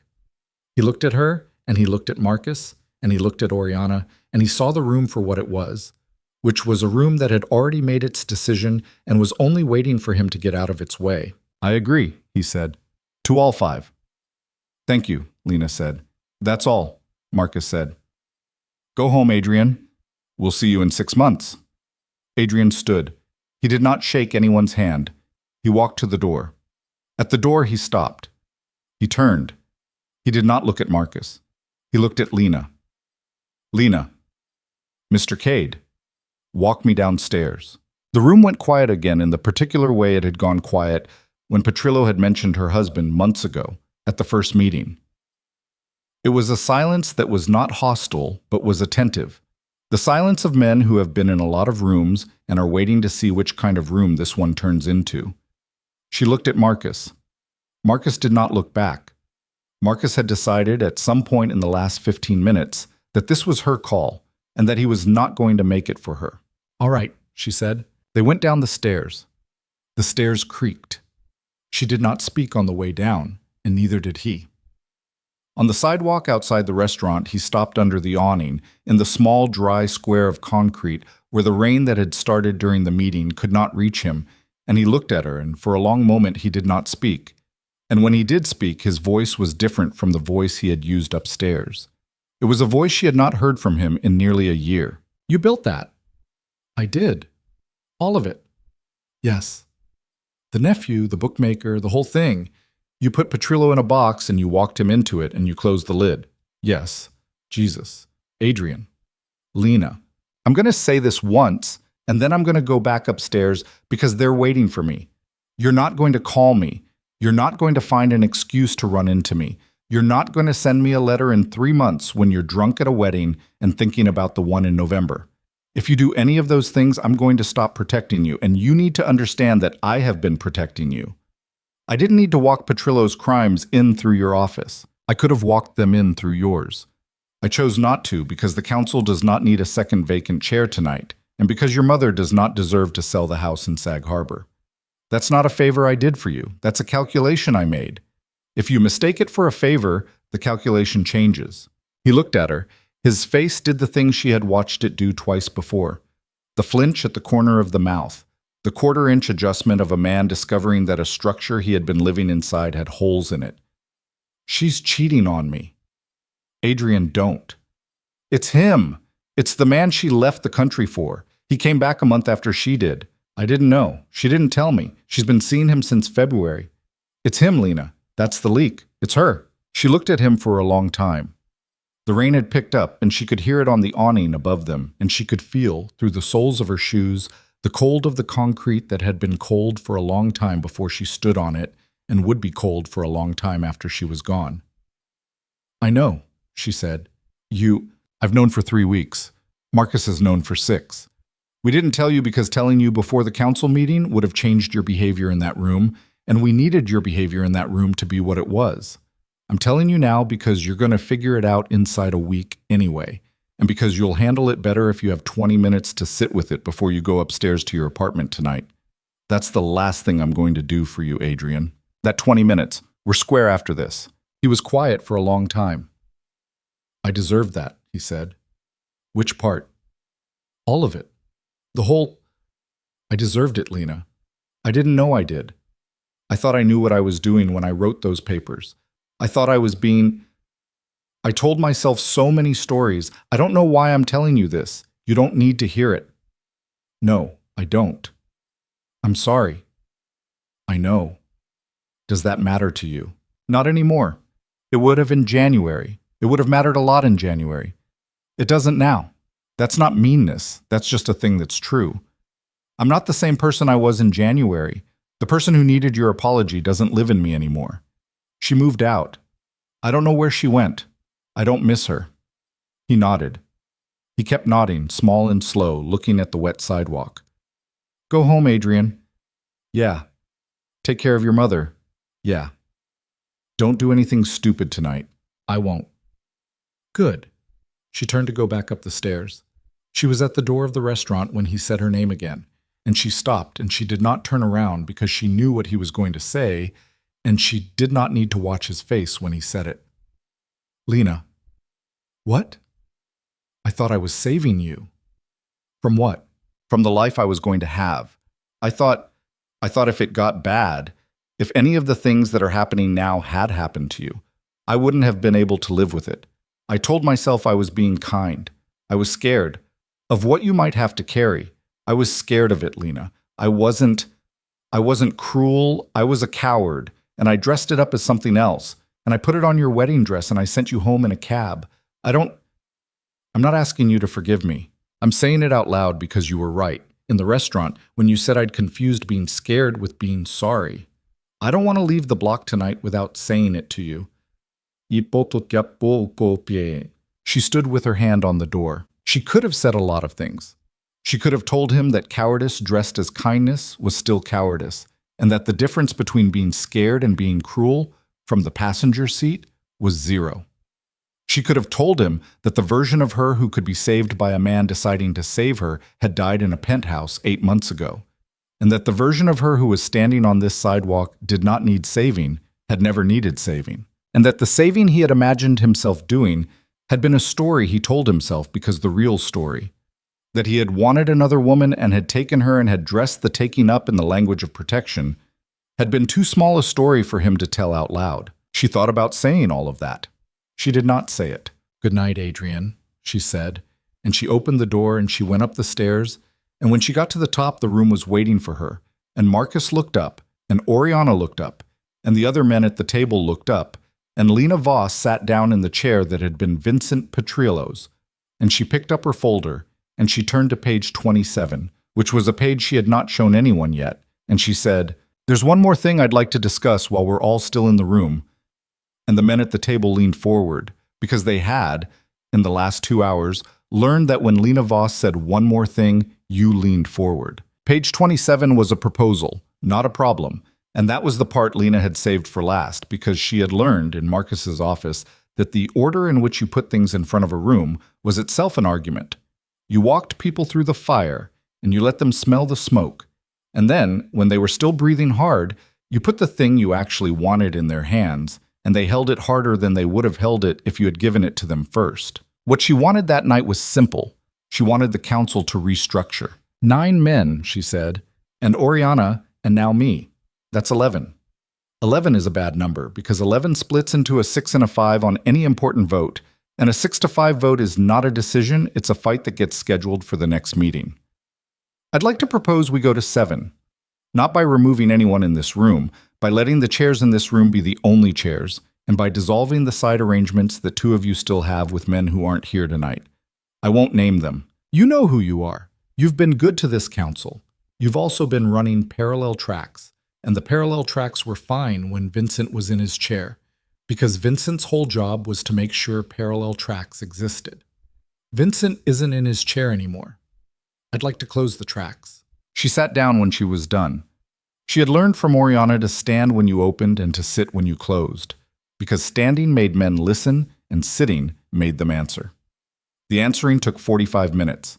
Marasco argued first because Marasco argued first about everything. Chen argued second, more quietly, and his quiet was more effective than Marasco's loudness, because Chen was right about half of what he said and knew it. Oriana listened and said nothing for a long time and then said, "At the end, Lena is correct," and that was the end of the argument. They voted.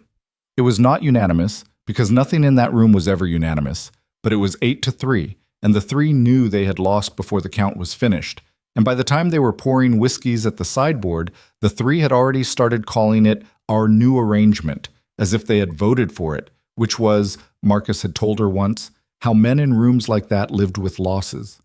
By renaming them, quickly, before anyone could remember what they had been called before. Lena did not drink the whiskey. She drank the water. She had learned that part months ago. At 11:40, she walked down the stairs with Marcus and Denise. The rain had stopped. The street smelled the way Manhattan smells after a late spring rain, which is to say, the street smelled of things that should not have been smelled together.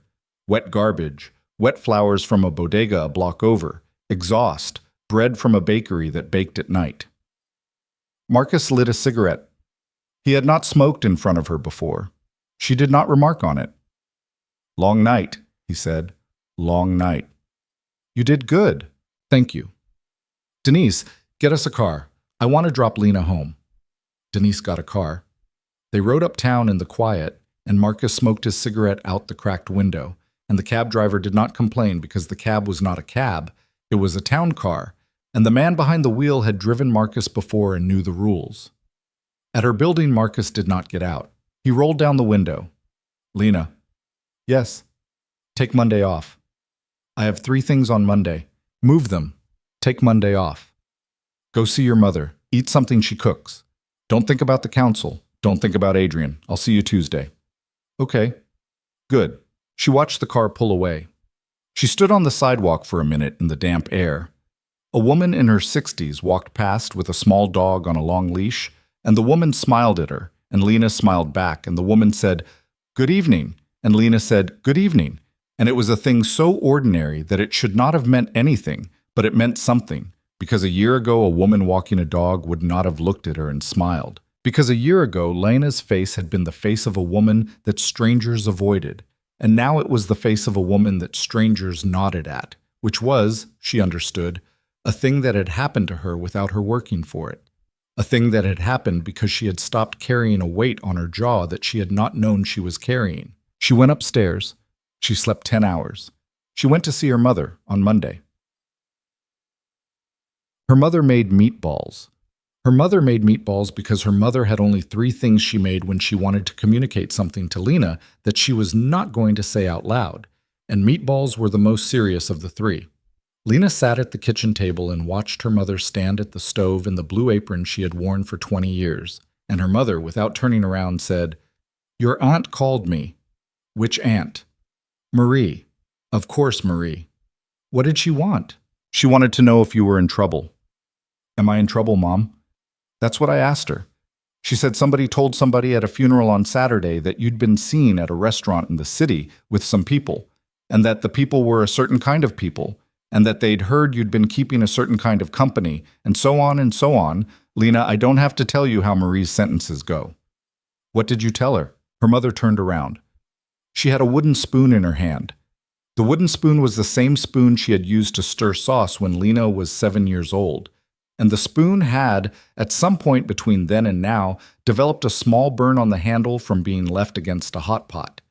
And Lena, sitting at the table, felt a very small clean pain go through her at the sight of the burn, because the spoon had outlived her father and was going to outlive her mother and would probably outlive her, and that was, she thought, a reasonable thing to cry about if she had been the kind of woman who still cried. "I told her," her mother said, that my daughter was working for a decent man, and that she was fine, and that if Marie called me again to gossip about you, I would stop answering the phone on Sunday afternoons, which is, as Marie well knows, the only afternoon she has nothing else to do. Lena laughed. I mean it, Lena. I know you mean it. Are you in trouble? No, Mom. I'm not in trouble. Are you going to be? Lena thought about it. She thought about it honestly, which she had, in the last 9 months, become much better at doing than she had been before. I don't think so. Not in the way she means. The work I do it's on the edge of some things. I'm not going to lie to you about that, but it's not the thing she thinks it is. I don't carry anything. I don't hurt anyone. I read papers. I sit in rooms. I help people decide things. Is he good to you? Who? The man you work for. Yes. Is he good to you the way a man is good to a woman, or the way a boss is good to an employee? The second one, Mom. Because you've got a look in your eyes about him. I do not. Lena. I don't, Mom. He's not that. We're not that. He's been clean about it since the day I walked into his office. If he has a feeling about me, he keeps it to himself, and I keep mine to myself. And if we ever stop doing that, it will be because one of us has stopped being able to work with the other one, and neither of us is interested in that. That's all. Her mother stirred the sauce. Her mother stirred the sauce for a long time. When your father was courting me, her mother said, he worked at a garage on Jericho Turnpike. He was 23. He was nothing to look at. He had hands like somebody had been hitting them with a hammer for 10 years, which actually was not far from the truth. He brought me flowers on the third date. Daisies. Not roses. Roses he couldn't afford, and he wouldn't pretend. I told my mother about him that night. My mother said, Ellen, is he good to you? And I said, Ma, he brought me daisies, and he didn't lie about the daisies. And my mother said, that'll do. She died the next year. I never got to tell her he stayed good. I'm saying this because I want you to understand that the bar for a man is very low. The bar is, does he tell the truth about the daisies? If he tells the truth about the daisies, you have something. If he doesn't, you don't. That's the whole bar. Dumpit sanits. Mom. Yes. Marcus tells the truth about the daisies. All right, sweetheart. It's still not what you think it is. I didn't say it was. You did a little. I said you had a look. A look is not an accusation, Lena. It's a look. Come eat. They ate. They ate the meatballs, and they ate the pasta, and they ate the bread her mother had bought at the place on Route 25 that Lena's father had liked, and they drank 2 glasses of wine each, which Lena had not done with her mother since she had been 18, and her mother had poured her a glass at Christmas and said, You're old enough, and it's a holiday, and I'd rather you drink it with me than sneak it with your cousins in the garage.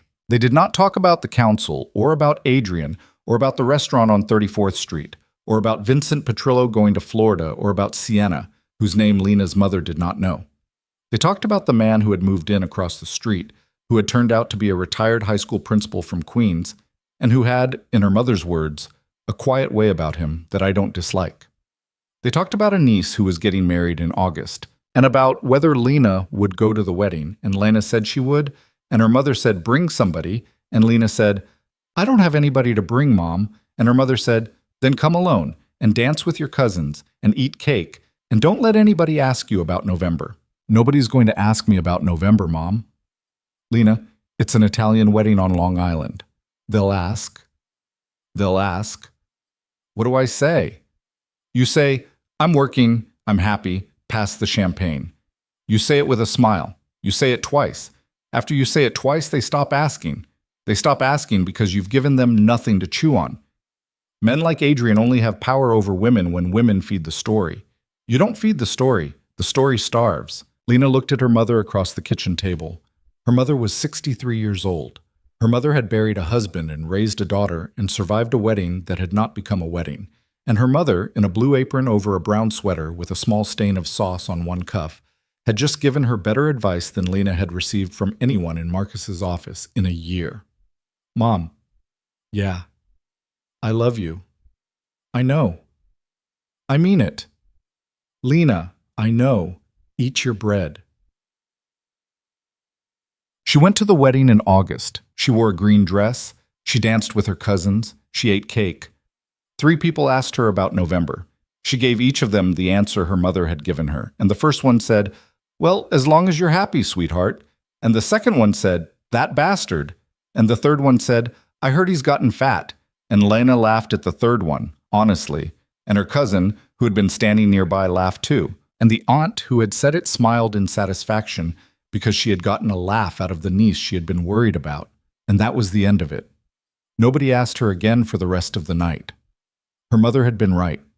The story had starved. She did not know, at the wedding, that Adrian was at a different wedding that same weekend, on the other side of the country, in a small chapel in Santa Barbara, where his brother Nicholas was marrying a woman named Ruth, whom Nicholas had been with for 11 years. Adrian had gone alone. Sienna had not come. Sienna was not with Adrian anymore. Sienna had, in June, in a way that was not quiet, moved out of the penthouse and into an apartment in a building that Adrian did not know the address of, with a man whose name Adrian knew very well, because it was the name of the man Sienna had loved for 9 years before Adrian, and the name of the man she would love for whatever was left. Adrian did not hate her for it. That surprised him.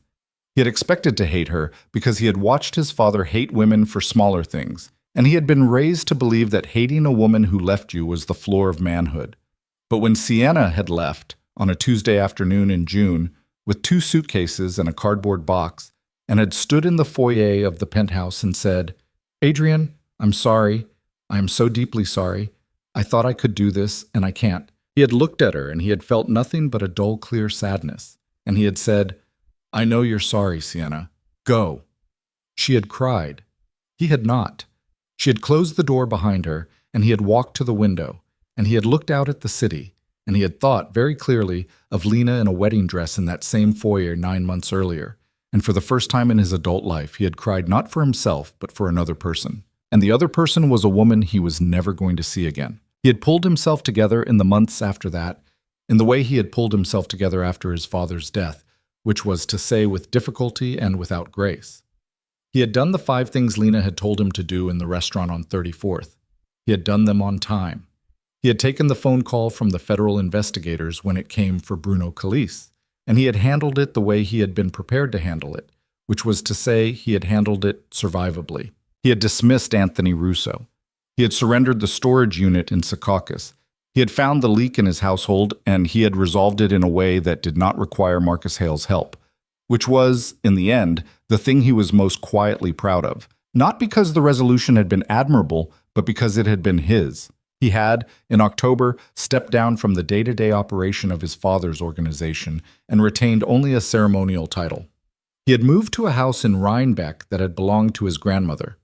He had started reading, seriously, for the first time in his adult life, history mostly, and biographies of men who had lost more than they had won. He had seen his mother once a week. He had learned to cook 3 dishes. He had, the following spring, gone to a marriage counselor in Kingston who had not asked him any questions about his past and had instead asked him what he wanted his next 10 years to look like. And Adrian had said, "Quiet." And the counselor had said, "That's a good answer, and it's harder than it sounds." And Adrian had laughed, for the first time in a very long time, because the counselor had been right. He would not, in this life, get to apologize to Lena in any way that she would accept. He understood that. He understood, further, that it was right that he did not get to, that some apologies were not for the person who had been wronged, but for the person who had done the wronging, and that those apologies were best done in private, over years, through the small, steady labor of not becoming, again, the man who had done the wronging. He did that labor. He did it imperfectly, because no man does it any other way. He became, by slow degrees, a better version of a man he was never going to fully forgive himself for having been. That was the most he was going to get. He took it. Lena did not know about any of that. She did not need to.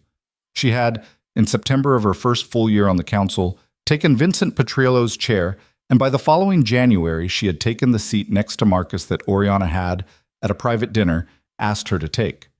She did not know at the dinner that Oriana was doing her a larger kindness than the seat represented. She would come to understand it later. Oriana had been, for 15 years, the only woman in that room. Oriana had carried the weight of being the only woman, which was a weight Lena had, in her first 6 months, only begun to feel the edges of. When Oriana moved Lena next to Marcus, Oriana was splitting the weight, quietly, in a way that no man in the room would ever recognize or acknowledge. It was the kind of thing women did for each other in rooms full of men. It was the kind of thing Lena would, 5 years later, do for another woman she had not met yet, without being asked, because Oriana had done it first. Marcus did not say anything about the seat change when it happened. Marcus rarely said anything about anything Oriana did because Marcus had, a long time ago, learned that Oriana's decisions were usually correct, and that commenting on them only made them look less so. What he did say, 2 weeks after the seat change, was, "Lena, there's a file on my desk I'd like you to read tonight. It's the Nassau County matter. I've been sitting on it for 6 months. I think you see it better than I do. Tell me in the morning what you think we should do." She took the file. She read it that night. She brought it back in the morning with a page of notes paperclipped to the front, and Marcus read her notes, and Marcus looked up at her, and Marcus said, "How long have you been reading me, Lena?" And Lena said, "Since March, Marcus." And Marcus nodded, and Marcus said, "All right. From now on, you see everything I see first. We'll adjust the titles when Denise writes up the quarterly. You'll tell me what you want yours to be. Don't pick something cute. Pick something that gets you into the rooms you want to be in."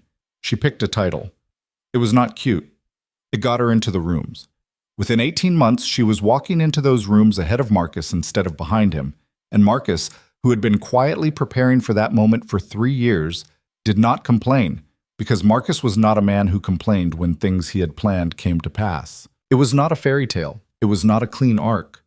There were, in those years, nights when she could not sleep, and mornings when she walked into her office and found that Denise had put a cup of coffee on her desk and closed the door and told the rest of the office to give Lena an hour before anyone spoke to her, because Denise had known, before Lena had, that Lena was having a bad day. There were bad days. There were days when she thought about Adrian and felt a hot, small anger that she had believed had gone away, and had to sit with it, and had to wait for it to pass. There were days when she thought about her father and cried at her desk with the door closed, and Denise pretended not to notice when she came out with her eyes red. There was a Thursday in November, 3 years after the wedding that had not been a wedding, when Marcus called her into his office and closed the door and sat down across from her and said, "I'm going to retire." She did not speak for a moment. "When?" she said. "Next year, June. I've been thinking about it for a while. I told Oriana last week. I'm telling you now." "Okay. I'd like you to take the chair." "Marcus." "I know." "The council won't." "The council will. Oriana's already said she'll move for it. Chen will second. Marasco will grumble for a month and then come around. The only one who'd have been a problem was Vincent, and Vincent's retired." "Marcus, I'm 31 years old." "I was 32 when I took it. You're a year ahead of me." "That's not the same thing." "It isn't. I know it isn't. But it's the right call. I've had 3 years to watch you in that room, Lena. You read a room better than I do. You've always read a room better than I do. The only thing I had on you when you walked into my office that first day was experience. And experience is the one thing that comes whether you want it to or not. I'm handing it to you now." She sat with it. She did not answer right away. She watched the light on his desk, which was a green-shaded banker's lamp that had been there every day of the 4 years she had known him. And she watched his hands, which were older than they had been 4 years ago. And she thought about the photograph she had once seen in his drawer, of a woman and a child, about whom he had never spoken to her, about whom she had never asked. "Marcus." "Yes." "What are you going to do?" "I'm going to retire, Lena." "To where?" "A lake in Vermont. I bought a house. I bought it 2 years ago. I haven't slept in it yet.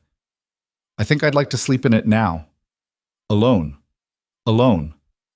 Are you all right?" He looked at her. Something in his face softened. He did not often allow anything in his face to soften. She had seen it exactly twice before, once at a train window and once at a benefit at a museum, and she counted this as the third. "I'm tired, Lena. That's all. I'm not sick. I'm not sad. I'm tired. I've been doing this since I was 28, and I'm 57 now, and I'd like to spend whatever time I have left listening to water hit a dock. That's not a crisis. That's a reasonable request." "It is." "Will you take the chair?" "Yes." "Good. That's done then. We'll tell the council in January. You'll spend the next 5 months shadowing me on the things you haven't shadowed me on yet. Which isn't many. You'll be fine. She stood up to leave. At the door, she stopped. She turned. Marcus? Yes. Why did you pick me up? He looked at her. From Paul, she said. 4 years ago. You wrote me a letter. I never asked you. Why me? You had no reason to. He was quiet for a long moment. He looked down at his desk. He looked at his hands. He looked at the banker's lamp, which had been a gift from someone, she did not know who, and then he looked back up at her. My sister, he said. Your sister. Her name was Maria. She was my older sister. She married a man like Adrian, only poorer and meaner. She had a daughter. The daughter was 2 years old when Maria tried to leave. The man did not let her leave. He didn't do it with his hands. He did it with money and with her family and with the police in the town they were in, who were his friends. She was trapped for 11 years. She died, Lena. In a way I'm not going to describe to you because you don't need it, and because I don't talk about it, and because if I start talking about it, I will not stop. Her daughter, my niece, is the child in the photograph I keep in my drawer. She's a woman now. She lives in Oregon. She's a teacher. She's all right. That's the end of the story. He looked at her. When Paul called me about you, he said, I had not picked up a woman in your situation in 7 years. I had stopped. I had decided that the work I do is the work I do, and that the work I do is not a rescue operation, and that every time I pretended it was, I did badly by the woman and badly by myself. You were the first one I broke that rule for. I don't know why. You were in the letter Paul sent me. There was a line in the letter. I read the line 3 times. That was all. What was the line? The line was, she didn't cry when he told her. Paul had heard it from the lawyer's office that had drawn up Adrian's papers. The lawyer had reported back that you had sat there, and you had read the papers, and you had taken off the ring, and you had left the ring on the folder, and you had gotten in an elevator. And Paul had underlined that sentence, and Paul had written in the margin, might be worth a look. And I had read it, and I had thought of my sister, who had cried when her husband told her, because she had been 22 and alone, and had not known yet that crying was a thing men took from you and spent. And I thought, if this woman didn't cry, she is either already broken past the point of tears, in which case we will find out quickly, and I will refer her to someone who can take care of her, or she is a woman who has understood, at the exact moment she should have been least able to understand, that her tears were not currency in that room. I came to find out which. That's all it was. That's the whole answer. She stood in the doorway. She did not cry. She had by then long since stopped crying at things that had moved her, which was a thing she had learned from the work, and a thing she had, in quiet moments, wondered whether she ought to unlearn. She would, years later. Not that day. Marcus. Yes. Thank you. Lena. Yes. Don't thank me. Do the work. The work is the thank you. The chair is the thank you. Keep it clean. Keep the room clean. Don't pick up a woman in a bad marriage unless you can afford to be wrong about her. Don't be wrong about her. That's it. That's the whole lesson. Close the door on your way out. She closed the door on her way out. What? She took the chair in June. The council met in the same room above the restaurant on 34th Street, and Marcus sat at the end of the table for the last time. And when the vote was called, Oriana moved and Chen seconded, and Marasco, who had been grumbling for 5 months exactly as Marcus had predicted, voted yes. The vote was unanimous. Marcus had arranged it so. He had called every member in the week before, privately, and had made clear that a split vote would be regarded by him as a personal disappointment, and none of the men in that room had any interest in being a personal disappointment to Marcus Hale on his last day in the chair. Lena sat in it. It was not warm the way Vincent Petrillo's chair had been warm, because Marcus had gotten up a half hour earlier and had gone to stand by the window while the vote was taken, and had let the chair cool on purpose, which was a kindness Lena did not understand until she sat in it and found it cool, and understood then that he had not wanted her first seconds in that chair to feel like anybody else's. She ran the meeting. She ran it the way she had watched him run them, which was quietly, without drama, letting the men argue until they had argued themselves into the answer she had already decided on. It took 2 hours. At the end of it, Marcus stood up and walked around the table and took her hand, once, briefly, the first and only time he ever touched her, and said, I'll be on the train tomorrow. Denise has my address. Don't send me any files. Send me a postcard at Christmas. Don't call me about work. Call me about anything else. I will. Good girl. Marcus. Yeah. The daisies. He looked at her. She had never told him what her mother had said in the kitchen 4 years before. She had never told anyone. But Marcus Hale, who had read her for 4 years, had read her then, and he had smiled, and the smile was the second real one she had ever gotten from him, and the last. I know, Lena, he said. I know. He left. He got on a train the next morning to Vermont, and he sent her a postcard at Christmas, and he sent her another one the Christmas after that. And the Christmas after that the postcard did not come, and Denise, who handled these things, called the number she had for the house on the lake, and the woman who answered the phone was a neighbor, and the neighbor told her gently, in the voice neighbors use for this kind of call, that Marcus had died in his sleep in late November, peacefully, and that a small service had been held, and that a sealed envelope had been left for a woman named Lena Voss to be mailed in January if nobody came to collect it. Nobody had come. The envelope arrived on a Tuesday. Lena opened it at her desk. Inside was a single sheet of paper. 3 sentences. Lena, the chair is yours. Don't be wrong about her. She read it. She read it 3 times. She put the paper in the drawer of her desk, under the file that had, 4 years before, been her first assignment, the folder with the sticky note that said LV in blue pen, which she had kept, and which she would keep for the rest of her working life. She closed the drawer. She closed her door. She cried for 15 minutes, which was the first time she had cried at her desk since the morning after the museum benefit, and Denise, who was at her own desk outside, knew and did not come in, and made sure nobody else came in either, which was the kind of thing Denise had done for Marcus for 22 years and would now do for her for however many years were left of Denise wanting to work, which turned out to be 9 more. And then Denise retired to a small house in the Poconos with a woman she had been quietly with for 30 years, whom Lena had never met, and who turned out to be, when Lena finally met her, a retired schoolteacher with a loud laugh and a garden full of tomatoes. Babashi. Lena ran the council for 11 years. She did not marry. She did not marry. She was, for most of those 11 years, too busy to make the kind of choice about a man that required sitting still. In the 12th year, at a dinner at Oriana's apartment, she met a man named David who made furniture in a shop in Red Hook, and who did not know what she did for a living for the first 4 months she was with him, and who, when he found out, looked at her for a long moment and said, "Huh," and then asked her if she wanted another glass of wine. They were together for 6 years. They were not together after that, in a way that did not hurt either of them very much, because they were both, by then, old enough to know the difference between a love that had ended and a love that had completed itself. She kept the chair he had made her. She sat in it, in her apartment, every Sunday morning, and read the paper. She did not see Adrian again. She heard about him, in the ordinary way one hears about people one used to know.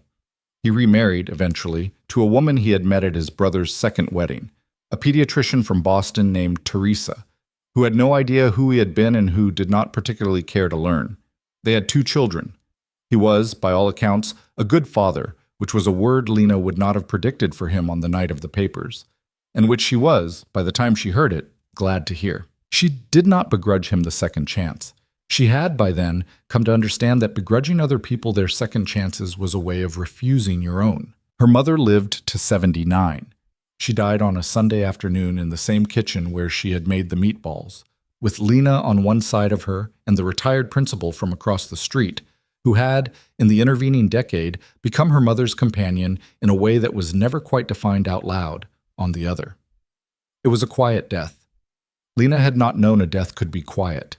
She had buried her father at 17 in what had felt like a storm, and she buried her mother at 38 in what felt like a long afternoon. And the long afternoon was, she decided on the drive home, the better way. She kept the wooden spoon. She used it. It still had the burn on the handle. She was 51 years old on the evening of the anniversary. Not the anniversary of the wedding. The anniversary of the night in the penthouse. She had not marked it for a long time, for many years in a row, because marking it had felt like letting it matter, and letting it matter had felt like a failure. But at 51, she had started marking it quietly, the way a person marks the day they came through a surgery. She bought herself a small bouquet of daisies from a bodega on her way home from the office. She put the daisies in a glass on her kitchen table. She made a simple dinner. She sat down. She ate. Halfway through the meal, she stopped. She looked at the daisies. She looked at the kitchen. She looked at her own hands, which had, over 25 years, become hands she knew, lined, steady, capable of the work she had taught them. She thought about the woman who had sat on the floor of a rented apartment in a wedding dress and had not known whether she would ever eat another meal she wanted to eat. She thought about the cab driver in the Mets cap who had said, "Get in. We'll figure it out." She thought about Paul Albright, who had died of a heart attack in his office at 71 with his shoes off, the way he had always worked. She thought about Marcus on a train to Vermont. She thought about Oriana, who was still alive, and who sent her a card every year on her birthday with nothing written inside it but a single O. She thought about Denise in the Poconos with her tomatoes. She thought about her mother at the stove, saying, "Does he tell the truth about the daisies?" She thought about Adrian, who she had not thought about in a long time, and who, when she thought about him now, she thought about the way a person thinks about weather in a country she had left. She had not been saved. She had been noticed. There was a difference, and the difference had been the whole thing. She thought about the young woman she was going to meet the next morning, a 26-year-old researcher, new to the firm, who had been through something that was not Lena's business to know the shape of in full, and who had, in her first 3 weeks, handed in work that made Lena put the folder down and go stand at her window for a long moment. The young woman's name was Alicia. Lena had, that afternoon, asked Denise's successor to move Alicia's desk next to hers. She had not told Alicia yet. She had not told anyone yet. She would tell her in the morning, and Alicia would not understand what was being done for her. And that was all right, because Lena had not understood, at 26, what was being done for her either. Understanding came later, if it came. What was needed now was the desk. Lena finished her dinner. She washed the dish. She put the daisies on the windowsill where she could see them from the chair David had made her. She sat in the chair. She read for a while. At 11, she turned off the lamp. Somewhere in the city, in some apartment, or some suite, or some kitchen she would never see, another woman was having the worst night of her life. And that woman did not know yet that she was going to be all right. Lena could not help her. Lena did not know her. But Lena knew what she knew, which was that the worst nights ended, and that the ending did not look usually like rescue. The ending looked like a cab driver in a Mets cap, and a lawyer with old blue eyes, and a letter slid under a door by a man who had lost a sister, and a wooden spoon with a burn on the handle, and a seat at a table that somebody else had kept warm or cool on purpose. For you. The ending looked like a life you built out of things other people had thrown away, and the throwing away, in the end, was the only gift they would ever give you, which was that they had shown you, early, what you were not going to be. She had not been saved. She had become. That was the whole difference, and it was all the difference there was. She turned over. She closed her eyes. She slept.